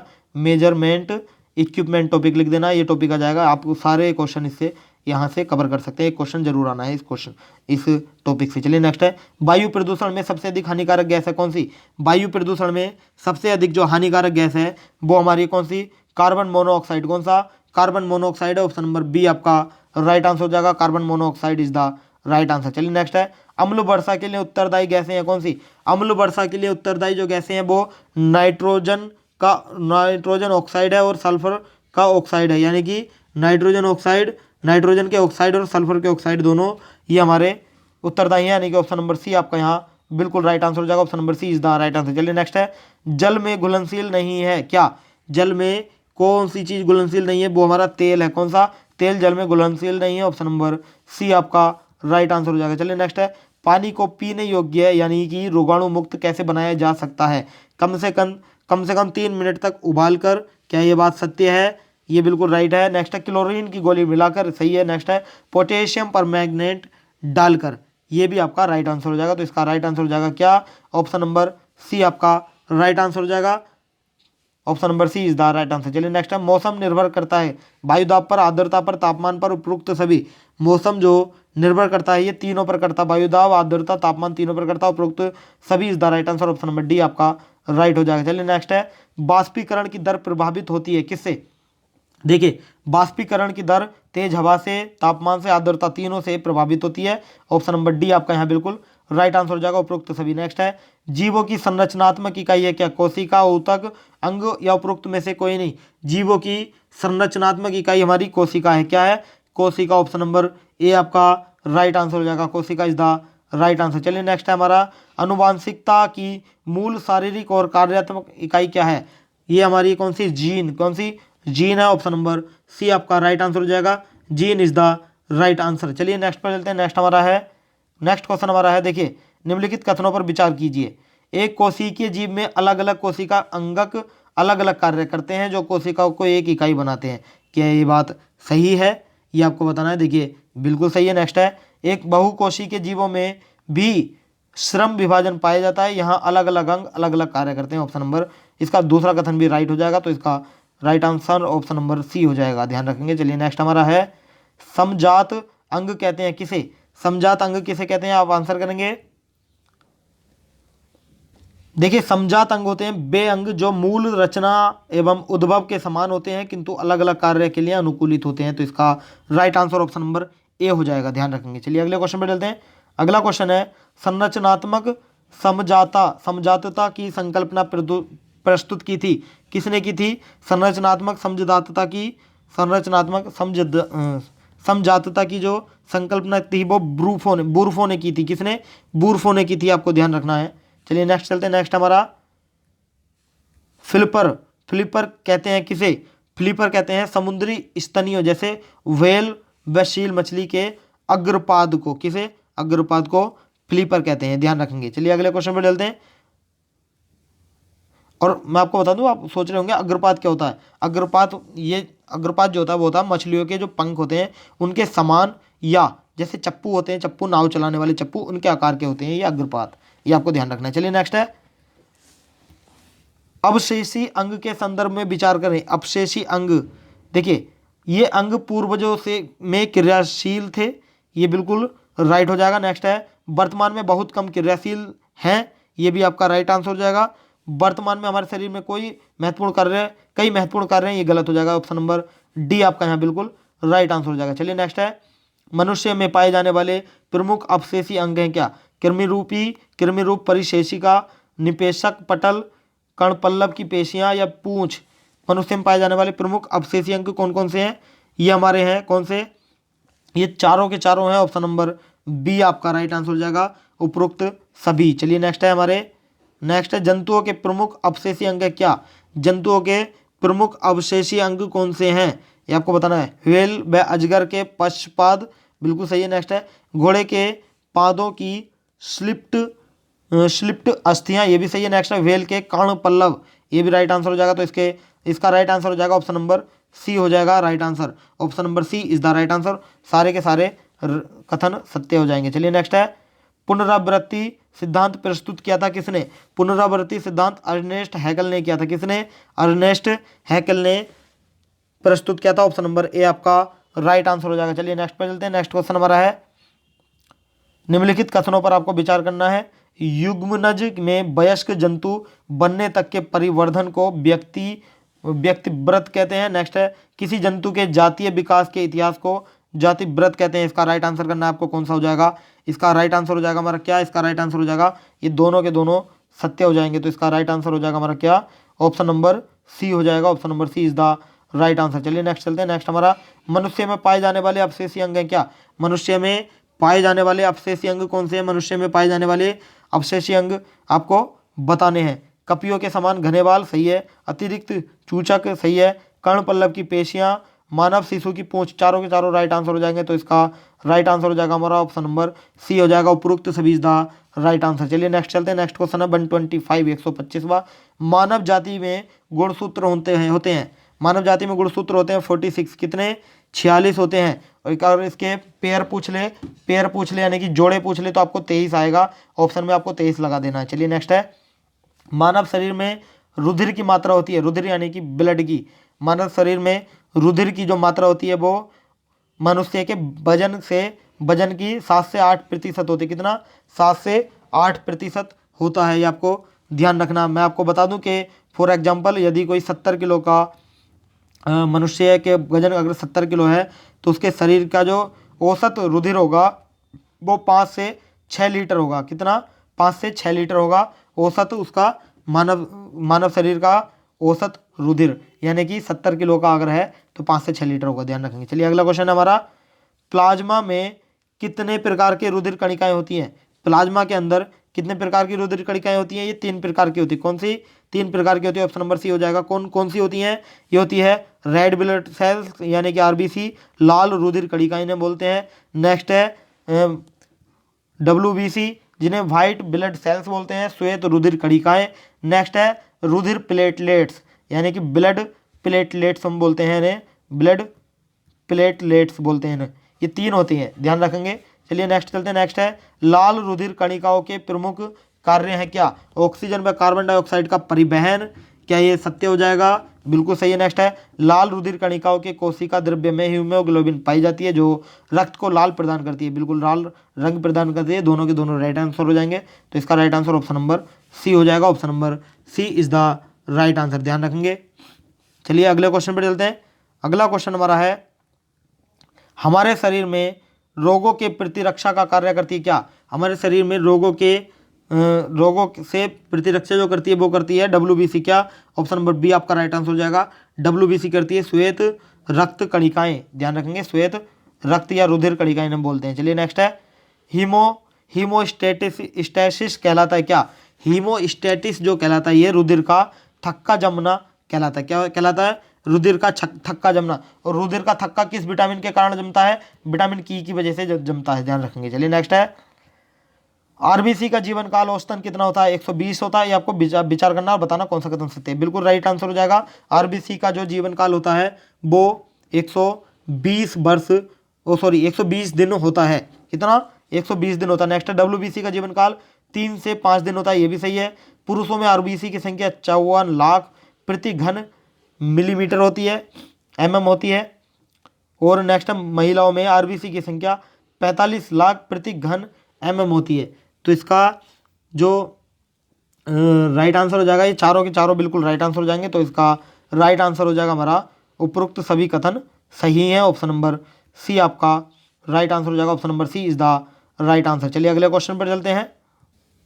देखिए अगला क्वेश्चन है, मानव रक्त में डब्ल्यूबीसी की संख्या, मानव रक्त में डब्ल्यूबीसी की संख्या प्रति घन मिलीमीटर होती है। कितनी होती है? मानव रक्त में डब्ल्यूबीसी की जो संख्या होती है वो कितनी होती है? वो होती है 4500 से 11,000। कितनी? 4500 से 11,000 होती है। ऑप्शन नंबर ए आपका यहाँ राइट आंसर हो जाएगा। 4500 से 11,000 होती है डब्ल्यूबीसी की संख्या। चलिए नेक्स्ट है, रुधिर के संदर्भ में सत्य कथन बताना है। ये आपको बताना है कौन सा कथन सत्य हो जाएगा। रुधिर तरल संयोजी ऊतक है, बिल्कुल राइट हो जाएगा। नेक्स्ट है, रुधिर में प्लाज्मा 60% होता है, गलत हो जाएगा पहले ही। रुधिर में रुधिर कोशिकाएं 40% होती हैं, गलत हो जाएगा। तो इसका राइट आंसर हो जाएगा हमारा क्या? ऑप्शन नंबर ए आपका बिल्कुल राइट आंसर हो जाएगा। Option number A is the right answer. चलिए मैं इसका बता देता हूँ। रुधिर में जो प्लाज्मा होता है, प्लाज्मा रुधिर के अंदर, प्लाज्मा और रुधिर का प्लाज्मा दिया है 60%, लेकिन प्लाज्मा होता है हमारा 55%। कितना? 55%। और रुधिर कोशिकाएं 40% ना होकर ये होती हैं 45%, 45% होती हैं। चलिए नेक्स्ट चलते हैं। नेक्स्ट हमारा है, हीमेटोलॉजी में किसका अध्ययन किया जाता है? हीमेटोलॉजी में रुधिर की अनियमितता का अध्ययन किया जाता है। किसका? रुधिर की अनियमितता का अध्ययन हीमेटोलॉजी में किया जाता है। ऑप्शन नंबर ए आपका यहाँ बिल्कुल राइट आंसर हो जाएगा। चलिए नेक्स्ट है, प्लाज्मा रक्त का अजीवित भाग है, इसमें घुलनशील पदार्थ है क्या? इसमें घुलनशील पदार्थ आपको बताना है। कथन दिए हुए हैं, देखिए विभिन्न प्रकार के प्रोटीन जैसे एल्ब्यूमिन, प्रोथाम्बिन इत्यादि। क्या ये बात सत्य है? बिल्कुल ये राइट हो जाएगा। चलिए अगले पर चलते हैं। अगला हमारा है सोडियम के लवण, ये भी राइट आंसर हो जाएगा। नेक्स्ट है, ये घुलनशील है, प्लाज्मा रक्त का अजीविक भाग है, इसमें घुलनशील पदार्थ जो है ये सोडियम के लवण है। और तीसरा हमारा है खाद्य पदार्थ, ये भी है। विभिन्न हार्मोन्स, ये भी घुलनशील है। तो इसका राइट आंसर हमारा क्या हो जाएगा? ऑप्शन नंबर सी, उपरोक्त सभी इसका राइट आंसर हो जाएगा। चलिए नेक्स्ट चलते हैं। नेक्स्ट है, एल्ब्यूमिन है क्या? एल्ब्यूमिन क्या है? एल्ब्यूमिन प्लाज्मा में घुली प्रोटीन है। क्या? प्लाज्मा में घुली प्रोटीन है, ध्यान रखेंगे। ऑप्शन नंबर ए आपका राइट आंसर हो जाएगा। चलिए नेक्स्ट पर चलते हैं। नेक्स्ट हमारा है, हिपेरिन का मुख्य कार्य है क्या? हिपेरिन का मुख्य कार्य जो है ये है रक्त वाहिनी में रक्त को जमने से रोकना। इसका मुख्य कार्य है हिपेरिन का। ऑप्शन नंबर ए आपका राइट आंसर हो जाएगा। चलिए नेक्स्ट पर चलते हैं। नेक्स्ट हमारा, आरबीसी का कब्रिस्तान कहा जाता है किसे? आरबीसी का कब्रिस्तान बोलते हैं हम प्लीहा को। किसे बोलते हैं? प्लीहा को आरबीसी का कब्रिस्तान बोला जाता है। ऑप्शन नंबर बी आपका राइट आंसर हो जाएगा। चलिए नेक्स्ट है, रुधिर का वर्गीकरण प्रस्तुत किया गया।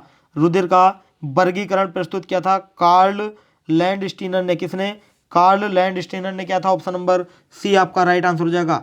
चलिए अगले क्वेश्चन पे चलते हैं। अगला क्वेश्चन हमारा है, रुधिर बैंक के संदर्भ में सत्य कथन है क्या? वह संस्था जहां विभिन्न वर्गों के रुधिर सुरक्षित एवं संग्रहित रहते हैं।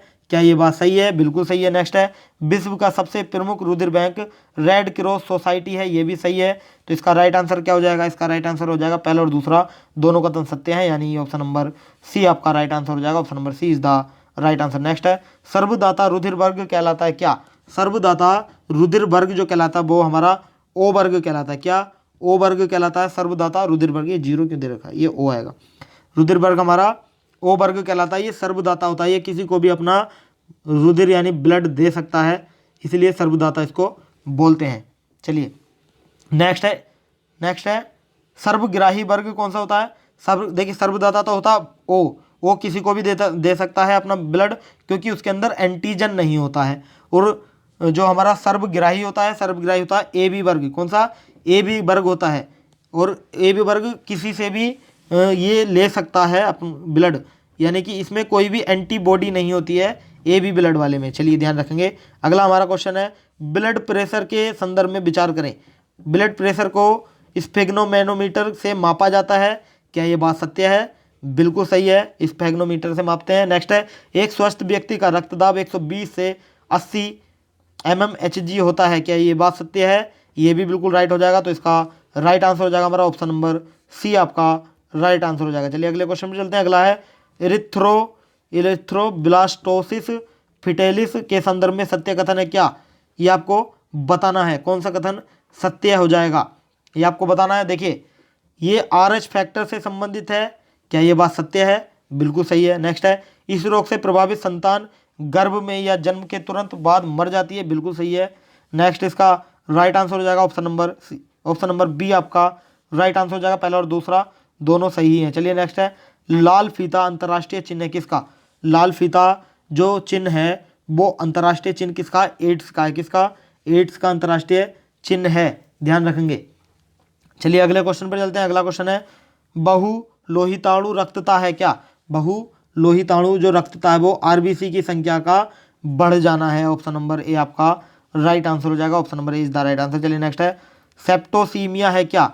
सेप्टोसीमिया, देखिए सेप्टोसीमिया एक रुधिर वाहिनी में सूक्ष्म जीव का संक्रमण है, सेप्टोसीमिया। ऑप्शन नंबर ए आपका यहाँ बिल्कुल राइट आंसर हो जाएगा। चलिए अगले क्वेश्चन पर चलते हैं। अगला क्वेश्चन हमारा है, देखिए, प्रत्यास्थता पदार्थ का वह गुण है जिसके कारण वस्तु अपने ऊपर लगाए गए बाह्य बल से उत्पन्न किसी भी प्रकार के परिवर्तन का विरोध करती है, क्या ये बात सत्य है? बिल्कुल सही है। नेक्स्ट है, प्रत्यास्थता की सीमा में किसी वस्तु में उत्पन्न विकृति लगाए गए बल के अनुक्रमानुपाती होती है, ये भी आपका राइट आंसर हो जाएगा। तो इसका राइट आंसर हो जाएगा, पहला और दूसरा कथन सत्य हैं दोनों, तो इसका right answer option number C हो जाएगा। चलिए अगले क्वेश्चन पर चलते हैं। अगला क्वेश्चन हमारा है, घर्षण बल के संदर्भ में आपको विचार करना है, बताइए कौन सा कथन सत्य है या सही होने वाला है। देखिए, घर्षण बल तब उत्पन्न होता है जब दो वस्तुएं परस्पर संपर्क में आती हैं, बिल्कुल सही है। नेक्स्ट है, यद्यपि घर्षण बल के कारण हमारी बहुत ऊर्जा बर्बाद होती है, तथापि घर्षण बल हमारे दैनिक जीवन में बहुत उपयोगी है, यह बात सत्य है या गलत है, ये आपको बताना है। ये बिल्कुल सही है। नेक्स्ट पर चलते हैं। नेक्स्ट है, फर्श पर खड़े होना, पेन द्वारा कागज पर लिखना इत्यादि घर्षण के कारण ही संभव होता है, बिल्कुल सही है। तो इसका राइट आंसर हो जाएगा हमारा क्या? तीनों के तीनों कथन सत्य हैं, तो इसका राइट आंसर हो जाएगा ऑप्शन नंबर बी आपका राइट आंसर हो जाएगा। तीनों के तीनों कथन ये आपके सही हैं। चलिए अगले क्वेश्चन पर चलते हैं। अगला क्वेश्चन हमारा है, देखिए अगला क्वेश्चन है, न्यूटन की गति के प्रथम नियम के संदर्भ में आपको विचार करना है। न्यूटन के गति का प्रथम नियम के संदर्भ में आपको विचार करना है, कौन कौन से कथन सत्य है। नेक्स्ट है, बाह्य बल के अभाव में वस्तु अपनी स्थिति यानी ब्रह्मावस्था या एक समान गति की अवस्था को बनाए रखती है, बिल्कुल सही है। नेक्स्ट है, रुकी हुई कार जब एकाएक चल पड़ती है तो उसमें बैठा व्यक्ति पीछे की ओर झुकता है, इस व्याख्या में न्यूटन के गति के पहले नियम से हो जाती है, बिल्कुल सही है, पहले नियम में दिया गया है। तो इसका राइट आंसर हो जाएगा हमारा क्या? इसका राइट आंसर हो जाएगा ऑप्शन नंबर ए और दो दोनों कथन आपके सही हैं, यानी कि ऑप्शन नंबर ए आपका राइट आंसर हो जाएगा, दोनों कथन सत्य हैं। चलिए अगले क्वेश्चन पर चलते हैं। अगला क्वेश्चन हमारा है 151वां क्वेश्चन हमारा है। चलिए क्वेश्चन है, जब किसी वस्तु पर बाह्य बल लगाया जाता है तो वस्तु बल की दिशा में त्वरित होती है, ये दूसरा गति का नियम है। दूसरे गति के नियम में आपको बताना है कौन कौन से सत्य हैं, ये बिल्कुल राइट हो जाएगा। नेक्स्ट है, उत्पन्न त्वरण आरोपित बल के समानुपाती होता है, बिल्कुल सही है। नेक्स्ट है, गति का दूसरा नियम पहली के पूर्णतः स्वतंत्र है, पहले से पूर्णतः स्वतंत्र है, ये भी सही है। तो इसका राइट आंसर हो जाएगा हमारा क्या? नहीं, गति का दूसरा नियम पहले नियम से पूर्णतः स्वतंत्र नहीं है, इसका राइट ये गलत हो जाएगा। इसका राइट आंसर हो जाएगा हमारा क्या हो जाएगा? ऑप्शन नंबर ए आपका राइट आंसर हो जाएगा। Option number A is the right answer. चलिए नेक्स्ट पे चलते हैं। नेक्स्ट क्वेश्चन हमारा है, जड़त्व के संदर्भ में विचार करें। जड़त्व पदार्थ का वह गुण है जिसके द्वारा वह अपनी स्थिति में परिवर्तन का विरोध करती है। नेक्स्ट है, किसी वस्तु का भार उसके जड़त्व की माप होती है, बताइए दोनों में से कौन कौन से गलत हैं, कौन कौन से सही हैं। देखिए ये आपका सही हो जाएगा, किसी वस्तु का भार उसके जड़त्व की माप होती है, ये गलत हो जाएगा। इसका राइट आंसर हो जाएगा हमारा ऑप्शन नंबर ए, केवल और केवल पहला आपका राइट आंसर हो जाएगा। अगले क्वेश्चन पे चलते हैं। अगला क्वेश्चन हमारा है, निम्नलिखित कथनों पर विचार करें। न्यूटन का गति का तीसरा नियम यह बताता है कि प्रत्येक क्रिया के प्रति प्रतिक्रिया होती है लेकिन विपरीत दिशा में, क्या ये बात सही है या गलत है? देखिए ये बात बिल्कुल सही है। नेक्स्ट है, एकल बल का अस्तित्व नहीं होता, ये भी आपका बिल्कुल सही हो जाएगा। तो यानी कि दोनों कथन आपके राइट हो जाएंगे। तो इसका राइट आंसर हो जाएगा ऑप्शन नंबर सी 1 और 2 दोनों कथन सही हैं। चलिए नेक्स्ट है, संवेग के संदर्भ में विचार करें। संवेग, किसी गतिमान वस्तु का संवेग उसके द्रव्यमान में वेग का गुणनफल होता है। क्या ये बात सही है? जी हाँ, ये बात बिल्कुल सही है। चलिए नेक्स्ट है, संवेग एक अदिश राशि है। नहीं, संवेग एक सदिश राशि है। कौन सी? सदिश राशि है, तो इसका ये गलत हो जाएगा। इसका राइट आंसर हो जाएगा हमारा ऑप्शन नंबर ए, केवल और केवल पहला सही है। चलिए नेक्स्ट है, कैलाइडोस्कोप के संदर्भ में विचार करें। यह बहुमूर्ति दर्शी खिलौना है। नेक्स्ट है, बहुमूर्ति दर्शन के लिए इसमें अवतल व उत्तल दर्पणों का प्रयोग किया जाता है। कौन सा कथन आपका सही होने वाला है? इसका राइट आंसर हो जाएगा ऑप्शन नंबर ए, यह बहुमूर्ति खिलौना है, बहुमूर्ति दर्शी खिलौना। ऑप्शन नंबर ए आपका यहाँ बिल्कुल राइट आंसर हो जाएगा। चलिए अगले क्वेश्चन पर चलते हैं। अगला है, उत्तल दर्पण से बने प्रतिबिंब की विशेषताएं हैं क्या? सीधा, वास्तविक और उल्टा, आभासी और वास्तविक दोनों तरह के प्रतिबिंब बनते हैं, उपरोक्त में से कोई नहीं। इसका राइट आंसर करेंगे। देखिए इसका राइट आंसर हो जाएगा क्या? इसका राइट आंसर हो जाएगा सीधा।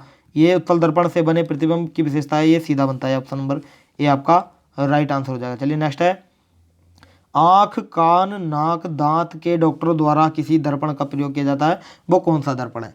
वो दर्पण हमारा है अवतल दर्पण। कौन सा? अवतल दर्पण का प्रयोग होता है। ऑप्शन नंबर बी आपका यहाँ राइट आंसर हो जाएगा, अवतल दर्पण इज द राइट आंसर। चलिए नेक्स्ट चलते हैं। नेक्स्ट क्वेश्चन हमारा है, दाढ़ी बनाने तथा मेकअप के लिए कौन सा दर्पण प्रयोग किया जाता है? दाढ़ी बनाने तथा मेकअप के लिए करते हैं अवतल दर्पण का। किसका? अवतल दर्पण का। ऑप्शन नंबर बी आपका राइट आंसर हो जाएगा, अवतल दर्पण का यहाँ प्रयोग किया जाता है, ध्यान रखेंगे। चलिए अगले क्वेश्चन पर चलते हैं। अगला क्वेश्चन हमारा है, प्रकाश के प्रकीर्णन के संदर्भ में आपको विचार करना है और बताना है कौन सा कथन सही है। यह है, वातावरण में उपस्थित कणों द्वारा प्रकाश को सभी दिशाओं में फैलाने की प्रक्रिया है। नेक्स्ट, प्रकाश के प्रकीर्णन के कारण ही सूर्योदय के समय आकाश लाल दिखाई देता है।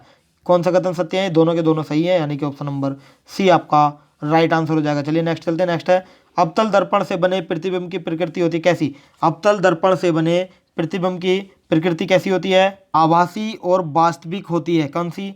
यानी कि इसका राइट आंसर हो जाएगा हमारा, हाँ, आभासी और वास्तविक दोनों तरह के प्रतिबिंब बनते हैं। ऑप्शन नंबर सी आपका यहाँ बिल्कुल राइट आंसर हो जाएगा। Option number C is the right answer. चलिए अगले क्वेश्चन पर चलते हैं। अगला क्वेश्चन हमारा है, जल से भरा तालाब उथला दिखाई देता है, इसका कारण है क्या? जल से भरा तालाब उथला दिखाई देता है, इसका कारण है अपवर्तन। क्या है? अपवर्तन। ऑप्शन नंबर बी आपका राइट आंसर हो जाएगा। जल का उथला प्रतीत होना, जल में आंशिक रूप से रखी किसी भी क्षण का मुड़ी हुई दिखना, ये सब अपवर्तनांक के उदाहरण होते हैं। चलिए नेक्स्ट है, अपवर्तनांक है क्या? ये आपको बताना है। किसी निश्चित माध्यम के लिए आपतन कोण की जिया या साइन व अपवर्तन कोण की जिया या साइन का अनुपात, ये बिल्कुल राइट आंसर हो जाएगा। यानी कि मैं आपको बता दूं कि आपतन कोण की जिया, आपतन, ये एक सेकंड दीजिएगा, हाँ, आपतन कोण की जिया और हमारी अपवर्तन कोण की जिया, अपवर्तन कोण की जिया बराबर होती है स्थिरांक की। किसके? स्थिरांक के बराबर होती है, ये आपको ध्यान रखना है। तो ये इसका पहला ही आंसर आपका राइट आंसर हो जाएगा। ऑप्शन नंबर ए आपका राइट आंसर हो जाएगा। चलिए अगले क्वेश्चन पर चलते हैं। अगला क्वेश्चन है, अवतल लेंस से बने प्रतिबिंब की प्रकृति होती है कैसी? अवतल लेंस से बने प्रतिबिंब की प्रकृति जो होती है वो हमेशा वस्तु से छोटी और आभासी होती है। कैसी? प्रतिबिंब हमेशा वस्तु से छोटा और आभासी बनता है। ऑप्शन नंबर ए आपका राइट आंसर हो जाएगा। चलिए अगले क्वेश्चन पर चलते हैं। अगला क्वेश्चन हमारा है, उत्तल व अवतल लेंस के संदर्भ में विचार करें। उत्तल व अवतल लेंस के संदर्भ में विचार करें। उत्तल लेंस अभिसारी लेंस होता है, जबकि अवतल लेंस अपसारी होता है, ये आपका राइट आंसर हो जाएगा। नेक्स्ट है, उत्तल लेंस अपसारी होता है जबकि अवतल लेंस अभिसारी होता है, ये गलत हो जाएगा आपका। नेक्स्ट है, अभिसारी और अपसारी लेंस का विभेदन लक्षण नहीं होता, ये भी गलत है, उपरोक्त में से कोई नहीं। अरे यार, ये तो हमारा पहला ही राइट आंसर हो जाएगा। चलिए इसका राइट आंसर हो जाएगा, उत्तल लेंस अभिसारी लेंस होता है जबकि अवतल लेंस अपसारी लेंस होता है। ऑप्शन नंबर ए आपका यहाँ बिल्कुल राइट आंसर हो जाएगा। चलिए अगले क्वेश्चन पर चलते हैं। अगला हमारा है 165वां क्वेश्चन हमारा, निकट दृष्टि दोष में होता है क्या? निकट दृष्टि दोष में क्या होता है? दूर की वस्तु स्पष्ट नहीं दिखाई देती, बिल्कुल सही है। नेक्स्ट है, इसमें नेत्र गोलक चपटा हो जाता है तथा प्रतिबिंब रेटिना से पहले ही बन जाता है। इसका ये भी आपका राइट आंसर हो जाएगा। तो इसका राइट आंसर हो जाएगा हमारा क्या? पहला और दूसरा कथन दोनों सही है। ऑप्शन नंबर सी आपका राइट आंसर हो जाएगा। Option number C is the right answer. चलिए अगले क्वेश्चन पर चलते हैं। अगला क्वेश्चन है, निकट दृष्टि दोष का निवारण कैसे होता है? निकट दृष्टि दोष का निवारण कैसे होता है? ये होता है अवतल लेंस लगाने के बाद में। ऑप्शन नंबर ए आपका राइट आंसर। अवतल लेंस के द्वारा निकट दृष्टि दोष का निवारण किया जाता है। चलिए नेक्स्ट है, दूर दृष्टि दोष में व्यक्ति निकट की वस्तु साफ नहीं देख सकता। पास की वस्तु साफ नहीं देख सकता, निकट की वस्तु स्पष्ट नहीं देख पाता। ऑप्शन नंबर ए आपका राइट आंसर हो जाएगा। चलिए नेक्स्ट है, दूर दृष्टि दोष का निवारण कैसे होता है। देखिए दूर दृष्टि दोष में उत्तल लेंस का प्रयोग किया जाता है। किसका? उत्तल लेंस का प्रयोग दूर दृष्टि दोष में किया जाता है। Option number C is the right answer. और निकट दृष्टि दोष में अवतल लेंस का प्रयोग किया जाता है। चलिए नेक्स्ट है, परमाणु के संदर्भ में आपको विचार करना है। इलेक्ट्रॉन, प्रोटॉन, न्यूट्रॉन परमाणु के 3 मूल कण है। क्या ये बात सही है? जी हाँ, बिल्कुल सही है। नेक्स्ट है, प्रोटॉन व न्यूट्रॉन नाभिक में होते हैं तथा परमाणु द्रव्यमान के उत्तरदायी है। बिल्कुल सही है। नेक्स्ट चलते हैं। नेक्स्ट है, परमाणु में इलेक्ट्रॉन व प्रोटॉन की संख्या समान होती है अतः परमाणु उदासीन होता है। ये भी आपका राइट आंसर हो जाएगा। तो इसका राइट आंसर हो जाएगा हमारा, तीनों के तीनों सही हो जाएंगे। तो राइट आंसर हो जाएगा हमारा ऑप्शन नंबर बी आपका राइट आंसर हो जाएगा। Option number B is the right answer. चलिए नेक्स्ट है, सत्य कथन है। आपको पहचान करनी है सत्य कथन कौन सा है। सभी खनिज अयस्क हैं लेकिन सभी अयस्क खनिज नहीं है, गलत है। सभी अयस्क खनिज है लेकिन सभी खनिज अयस्क नहीं है, ये आपका राइट आंसर हो जाएगा। ऑप्शन नंबर बी आपका राइट आंसर हो जाएगा। सभी अयस्क खनिज होते हैं लेकिन सभी खनिज अयस्क नहीं होते हैं, ये ध्यान रखना है आपको, ये आपको ध्यान रखना है। और मैं एक मेन चीज़ बता दूं कि बेसेल जिनसे खनिजों का खनन किया जाता है वो अयस्क कहलाते हैं। क्या कहलाते हैं? अयस्क कहलाते हैं, ध्यान रखेंगे। चलिए अगले क्वेश्चन पे चलते हैं। अगला है, कौन सी धातु खनिज भारत में नहीं पाई जाती। कौन सी धातु खनिज भारत में नहीं पाई जाती? वो हमारी प्लेटिनम। क्या? प्लेटिनम। ऑप्शन नंबर बी आपका राइट आंसर हो जाएगा। प्लेटिनम नहीं पाई जाती है भारत में। भारत में प्लेटिनम का पूरी तरह से अभाव है, ये ध्यान रखेंगे। चलिए अगला क्वेश्चन हमारा है, सल्फाइड अयस्क का सांद्रण किस विधि द्वारा किया जाता है। सल्फाइड अयस्क का सांद्रण किया जाता है फेन प्लेवन विधि से। किससे? फेन प्लेवन विधि से किया जाता है। ऑप्शन नंबर सी आपका राइट आंसर हो जाएगा।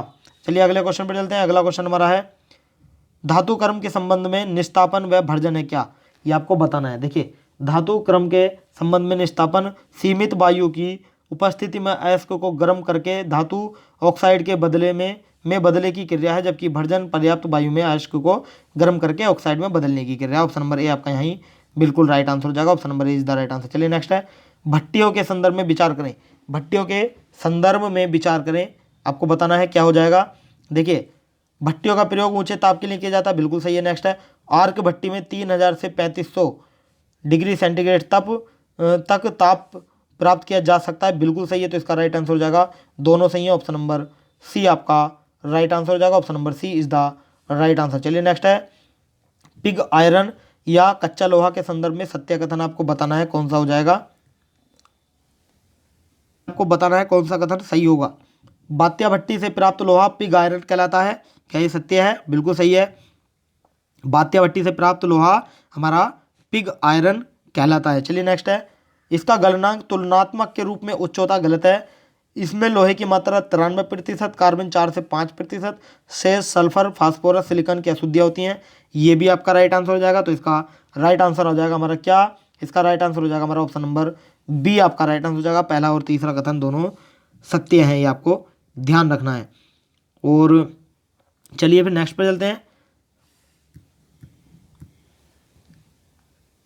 क्योंकि ये जो दिया गया है इसका गलनांक तुलनात्मक रूप से उच्च होता, उच्च नहीं होता, ये कम होता है। क्या होता है? इसका गलनांक कम होता है, ध्यान रखेंगे, कम होता है। और ये एक भंगुर होता है, भंगुर, ध्यान रखेंगे, भंगुर होता है। चलिए नेक्स्ट है, आघात वर्धीयता धातुओं का एक महत्वपूर्ण गुण है, इस संदर्भ में कथन है क्या। सोना सबसे ज़्यादा आघात वर्धीय धातु है, क्या ये बात सही है? जी हाँ, बिल्कुल सही है। नेक्स्ट है, कुछ अधातुएं जैसे आयोडीन आघात वर्धनीयता का गुण प्रदर्शित करती हैं, ये आपका गलत हो जाएगा। तो इसका right answer option number A हो जाएगा। Option number A is the right answer. धातुओं को पीटकर या उसे आघात पहुंचाकर चादरों के रूप में परिवर्तित करने के गुण को ही हम आघात वर्धनीयता कहते हैं, अगर आपको आघात वर्धनीयता नहीं पता तो। चलिए नेक्स्ट है, तन्यता के संदर्भ में विचार करें। तन्यता के संदर्भ में विचार करना है, धातुओं को पीटकर तार के रूप में परिवर्तित करने की तुलना को तन्यता कहते हैं, क्या ये बात सही है? बिल्कुल सही है। नेक्स्ट है, चांदी सबसे तन्य धातु है, क्या ये बात सही है? ये आपका गलत हो जाएगा। क्योंकि चांदी नहीं है, सबसे तन्य धातु है हमारी सोना। कौन सी? सोना है। तो इसका राइट आंसर हो जाएगा हमारा क्या? ऑप्शन नंबर ए आपका राइट आंसर हो जाएगा। केवल पहला कथन सत्य है। चलिए नेक्स्ट है, लोहे पर जंग लगना एक रासायनिक परिवर्तन है, इस संदर्भ में विचार करें। लोहे पर जंग लगना एक रासायनिक परिवर्तन है। जंग लगने के लिए नमी युक्त वायु आवश्यक है, बिल्कुल सही है। जंग भूरे रंग की परत जो आयरन के ऑक्साइड बनने के कारण बनती है, ये भी आपका राइट आंसर हो जाएगा। जंग लगने से आयरन के भार में कमी हो जाती नहीं, कमी नहीं होती है। जंग लगने से आयरन के भार में वृद्धि हो जाती है। क्या हो जाती है? वृद्धि हो जाती है, बढ़ जाता है वजन उसका। तो इसका राइट आंसर हो जाएगा ऑप्शन नंबर ए। पहला और दूसरा कथन दोनों सही है, ऑप्शन नंबर ए आपका राइट आंसर हो जाएगा। चलिए नेक्स्ट हमारा, एल्यूमिनियम के संक्षारण के संदर्भ में विचार करें। एल्यूमिनियम का संक्षारण वायु तथा आर्द्रता के प्रभाव के कारण होता है। क्या ये बात सही है? जी हाँ, ये आपका बिल्कुल राइट आंसर हो जाएगा। नेक्स्ट है, एल्यूमिनियम के लिए संक्षारण फायदेमंद होता है, ये भी सही है। तो इसका राइट आंसर आपका क्या हो जाएगा? इसका राइट आंसर हो जाएगा हमारा ऑप्शन नंबर सी आपका राइट आंसर हो जाएगा। Option number C is the right answer. चलिए नेक्स्ट है, धातुओं को संक्षारण से बचाया जा सकता है। ग्रीज या पेंट ग्रीज नहीं, ग्रीस हो जाएगा, ग्रीज भी बोलते हैं इसको। तो ग्रीस या पेंट लगाकर। दूसरा हमारा है मिश्र धातु बनाकर, यशद लेपन द्वारा। ये तीनों के तीनों कथन आपके राइट आंसर हो जाएंगे, राइट हो जाएंगे। तो इसका राइट आंसर हो जाएगा ऑप्शन नंबर बी। पहला, दूसरा, तीसरा तीनों कथन सत्य हैं। Option number B is the right answer. चलिए नेक्स्ट है, तांबे का सबसे महत्वपूर्ण उपयोग है। तांबे का सबसे जो महत्वपूर्ण उपयोग है बिजली के तार में होता है। किसमें? बिजली के तार में। ऑप्शन नंबर बी आपका राइट आंसर हो जाएगा। बिजली के तार में या बिजली उपकरण बनाने में इसका प्रयोग किया जाता है। और ये कृत्रिम गोल्ड का प्रयोग, ये कृत्रिम गोल्ड होता है, यानी कि इसका जो प्रयोग होता है, कृत्रिम गोल्ड भी बोलते हैं इसे। इसका प्रयोग आभूषण बनाने में भी किया जाता है और मूर्तियों बनाने में भी किया जाता है। चलिए अगले क्वेश्चन पे चलते हैं। अगला क्वेश्चन है, कॉपर का मुख्य अयस्क है क्या? कॉपर का मुख्य अयस्क है कॉपर पाइराइट। क्या है? कॉपर पाइराइट इसका मुख्य अयस्क है। ऑप्शन नंबर सी आपका राइट आंसर हो जाएगा। चलिए नेक्स्ट है, आधुनिक आवर्त सारणी का नियम है क्या? आधुनिक आवर्त सारणी का जो नियम होता है वो होता है तत्वों के रासायनिक गुणधर्म उनके परमाणु क्रमांकों के आवर्त फलन होते हैं। ऑप्शन नंबर बी आपका यहाँ राइट आंसर हो जाएगा। चलिए नेक्स्ट है, परमाणु क्रमांक का प्रतिपादन दिया था किसने? परमाणु क्रमांक मोजले ने दिया था। किसने? मोजले ने। ऑप्शन नंबर डी आपका राइट आंसर हो जाएगा। मोजले ने परमाणु क्रमांक का प्रतिपादन किया था। चलिए नेक्स्ट है, परमाणु क्रमांक है। परमाणु क्रमांक क्या है? परमाणु क्रमांक हमारा नाभिक में प्रोटॉन की संख्या। किसकी? नाभिक में प्रोटॉनों की संख्या परमाणु क्रमांक है। ऑप्शन नंबर ए आपका यहाँ राइट आंसर हो जाएगा। Option number A is the right answer. चलिए अगले क्वेश्चन पे चलते हैं। अगला क्वेश्चन हमारा है, सर्वप्रथम तड़ित क्षण छंद की संकल्पना को स्पष्ट किया किसने किया था? ये स्पष्ट किया था किसने? ये क्या था हमारा बेंजामिन फ्रैंकलिन ने। किसने? बेंजामिन फ्रैंकलिन ने किया था। यह अमेरिका के वैज्ञानिक थे। कहाँ के? अमेरिका के वैज्ञानिक थे। इन्होंने कब किया था? ये 1752 में किया था। ये ध्यान रखेंगे, 1752 में किया था। चलिए अगले क्वेश्चन पर चलते हैं। अगला क्वेश्चन हमारा, निम्नलिखित कथनों पर विचार कीजिए। किसी वस्तु का ऋणावेशित होना परमाणु में इलेक्ट्रॉन की अधिकता को प्रदर्शित करता है। दूसरा, किसी वस्तु का धनावेशित होना परमाणु में प्रोटॉन की अधिकता को प्रदर्शित करता है। तीसरा, विद्युतीकरण के लिए उत्तरदायी कण प्रोटॉन है। इसका राइट आंसर क्या हो जाएगा? इसका राइट आंसर हो जाएगा पहला और दूसरा, ये दोनों सही है। विद्युतीकरण के लिए उत्तरदायी कण प्रोटॉन है, ये गलत हो जाएगा। तो इसका राइट आंसर पहला और दूसरा हो जाएगा, यानी कि ऑप्शन नंबर ए आपका बिल्कुल राइट आंसर हो जाएगा। और मैं आपको बता दूं, प्रोटॉन जो है ये प्रोटॉन नहीं है, ये आएगा हमारा इलेक्ट्रॉन। उत्तरदायी जो कण है वो हमारा इलेक्ट्रॉन है, ध्यान रखेंगे। चलिए अगले क्वेश्चन पर चलते हैं। अगला है, निम्नलिखित कथनों पर विचार करें। वह छोटे से छोटा आवेश जो किसी आवेशित कण पर हो सकता है वो कितना है? 1.6 गुणा 10⁻⁻19 कूलम। क्या ये बात सत्य है? चलिए नेक्स्ट है, 1.6 गुणा 10⁻⁻19 कूलम आवेश एक इलेक्ट्रॉन पर आवेश के समतुल्य होता है। ये भी आपका राइट हो जाएगा। चलिए अगले पर चलते हैं। दोनों के दोनों राइट है। नेक्स्ट है, आवेश संरक्षण का नियम यह बताता है कि आवेश को ना तो उत्पन्न किया जा सकता है और ना ही नष्ट किया जा सकता है। तो आपका ये भी आंसर राइट आंसर हो जाएगा। तो यानी कि उपरोक्त में से उपरोक्त तीनों कथन सत्य हैं। ऑप्शन नंबर सी आपका राइट आंसर हो जाएगा। चलिए अगले क्वेश्चन पर चलते हैं। अगला है, तड़ित चालक के संदर्भ में विचार करें। तड़ित चालक एक धातु की छड़ है जिसे किसी भवन के ऊपर लगाया जाता है। क्या ये बात सही है? बिल्कुल सही है। नेक्स्ट है, तड़ित चालक का उद्देश्य तड़ित से भवन की सुरक्षा करता है। ये सही है, ये भी सही है। तो इसका राइट आंसर हो जाएगा हमारा क्या? पहला और दूसरा दोनों सही है, ऑप्शन नंबर सी आपका राइट आंसर हो जाएगा। चलिए नेक्स्ट है, कूलाम का नियम बताता है क्या? कूलाम का नियम क्या बताता है, ये आपको बताना है। दो स्थिर आवेशों के बीच लगने वाला आकर्षण या प्रतिकर्षण बल दोनों आवेशों की मात्राओं के अनुक्रमानुपाती होता है, सही है। नेक्स्ट है, यह बल उनके बीच की दूरी के वर्ग के व्युत्क्रमानुपाती होता है, ये भी सही है। नेक्स्ट, इसका राइट आंसर हो जाएगा हमारा क्या? ऑप्शन नंबर सी आपका राइट आंसर हो जाएगा। पहला और दूसरा दोनों सही है। चलिए नेक्स्ट चलते हैं। नेक्स्ट हमारा, निम्नलिखित में से विद्युत का चालक है क्या? विद्युत का चालक कौन सा है, इनमें से बताना है। विद्युत का चालक जो है ये आपको बताना है, तांबा, ग्रेफाइट, लवणों का जलीय विलयन या हीरा। विद्युत का चालक जो है हमारा, ये हमारा हो जाएगा क्या? ये हो जाएगा ग्रेफाइट, ये विद्युत का चालक होता है। ऑप्शन नंबर इसका दूसरा, यानी कि ग्रेफाइट। ग्रेफाइट के साथ साथ ये आपका तांबा भी होना चाहिए, लवणों का जलीय विलयन भी होना चाहिए। हाँ, तांबा, ग्रेफाइट, लवणों का जलीय विलयन, यानी कि ऑप्शन नंबर इसका बी आपका राइट आंसर हो जाएगा। पहला, दूसरा, तीसरा, ये तीनों के तीनों राइट आंसर हो जाएंगे। चलिए अगले क्वेश्चन पर चलते हैं। और मैं आपको बता दूं कि जलीय विलयन जो होते हैं, ये मैं आपको बता दूं, जो तांबा इसके अंदर दिया है और ग्रेफाइट दिया है, लवणों का जलीय विलयन दिया है, और इससे अलग हम चांदी जो होता है, चांदी भी इसके अंतर्गत आता है, ध्यान रखेंगे। चांदी आता है और एल्यूमिनियम भी आता है। क्या आता है? एल्यूमिनियम भी आता है। और हीरा जो होता है, हीरा वो विद्युत का चालक नहीं होता, विद्युत का कुचालक होता है हीरा। चलिए अगले पर चलते हैं, आई होप आप समझ पा रहे होंगे। चलिए नेक्स्ट है, निम्नलिखित में से कौन विद्युत का कुचालक है? रबड़, कांच, प्लास्टिक, ग्रेफाइट। विद्युत का कुचालक क्या है? विद्युत का जो कुचालक है वो आपको बताना है। विद्युत का कुचालक है, देखिए, रबड़ हमारा विद्युत का कुचालक होगा, रबड़ विद्युत का कुचालक होगा, कांच विद्युत का कुचालक होगा, प्लास्टिक विद्युत का कुचालक होगा, लेकिन ग्रेफाइट नहीं है। अभी बताया था मैंने, ग्रेफाइट सुचालक होता है, यानी कि उसका ऑप्शन नंबर क्या हो जाएगा? इसका ऑप्शन नंबर बी आपका राइट आंसर हो जाएगा। ऑप्शन नंबर बी आपका राइट आंसर हो जाएगा, ग्रेफाइट नहीं होता है। चलिए नेक्स्ट है, विद्युत धारा के संदर्भ में विचार करें। विद्युत धारा के संदर्भ में विचार करें। किसी चालक में आवेश प्रवाह की दर को विद्युत धारा कहते हैं, सही है। विद्युत धारा को एमीटर नामक यंत्र से नापते हैं, सही है। एमीटर को परिपथ में समांतर क्रम में लगाया जाता है, गलत है। इसका राइट आंसर क्या हो जाएगा? इसका राइट आंसर हो जाएगा पहला और दूसरा, यानी कि ऑप्शन नंबर ए आपका राइट आंसर हो जाएगा, पहला और दूसरा।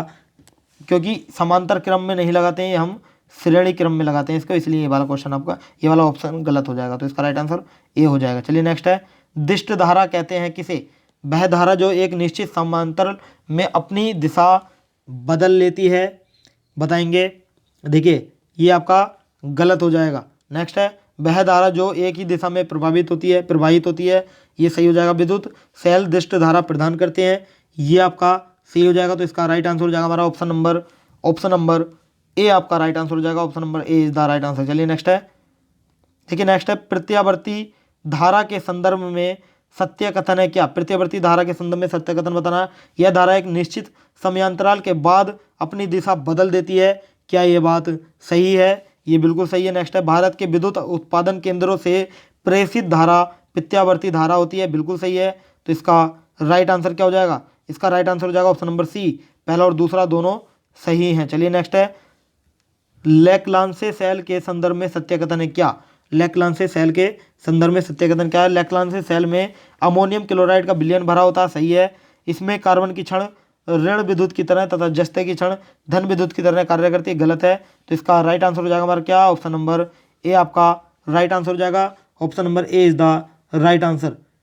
और मैं आपको बता दूं, जो कार्बन की जो क्षण है, ये इसके अंदर क्षण जो होती है, ये धन ध्रुव तथा जस्ते की क्षण ऋण में, यानी कि जो, एक सेकंड दीजिएगा, इसमें कार्बन की क्षण ध्रुव की तरह तथा जस्ते की क्षण धन ध्रुव की तरह, ये थोड़ा सा मैं बता देता हूँ।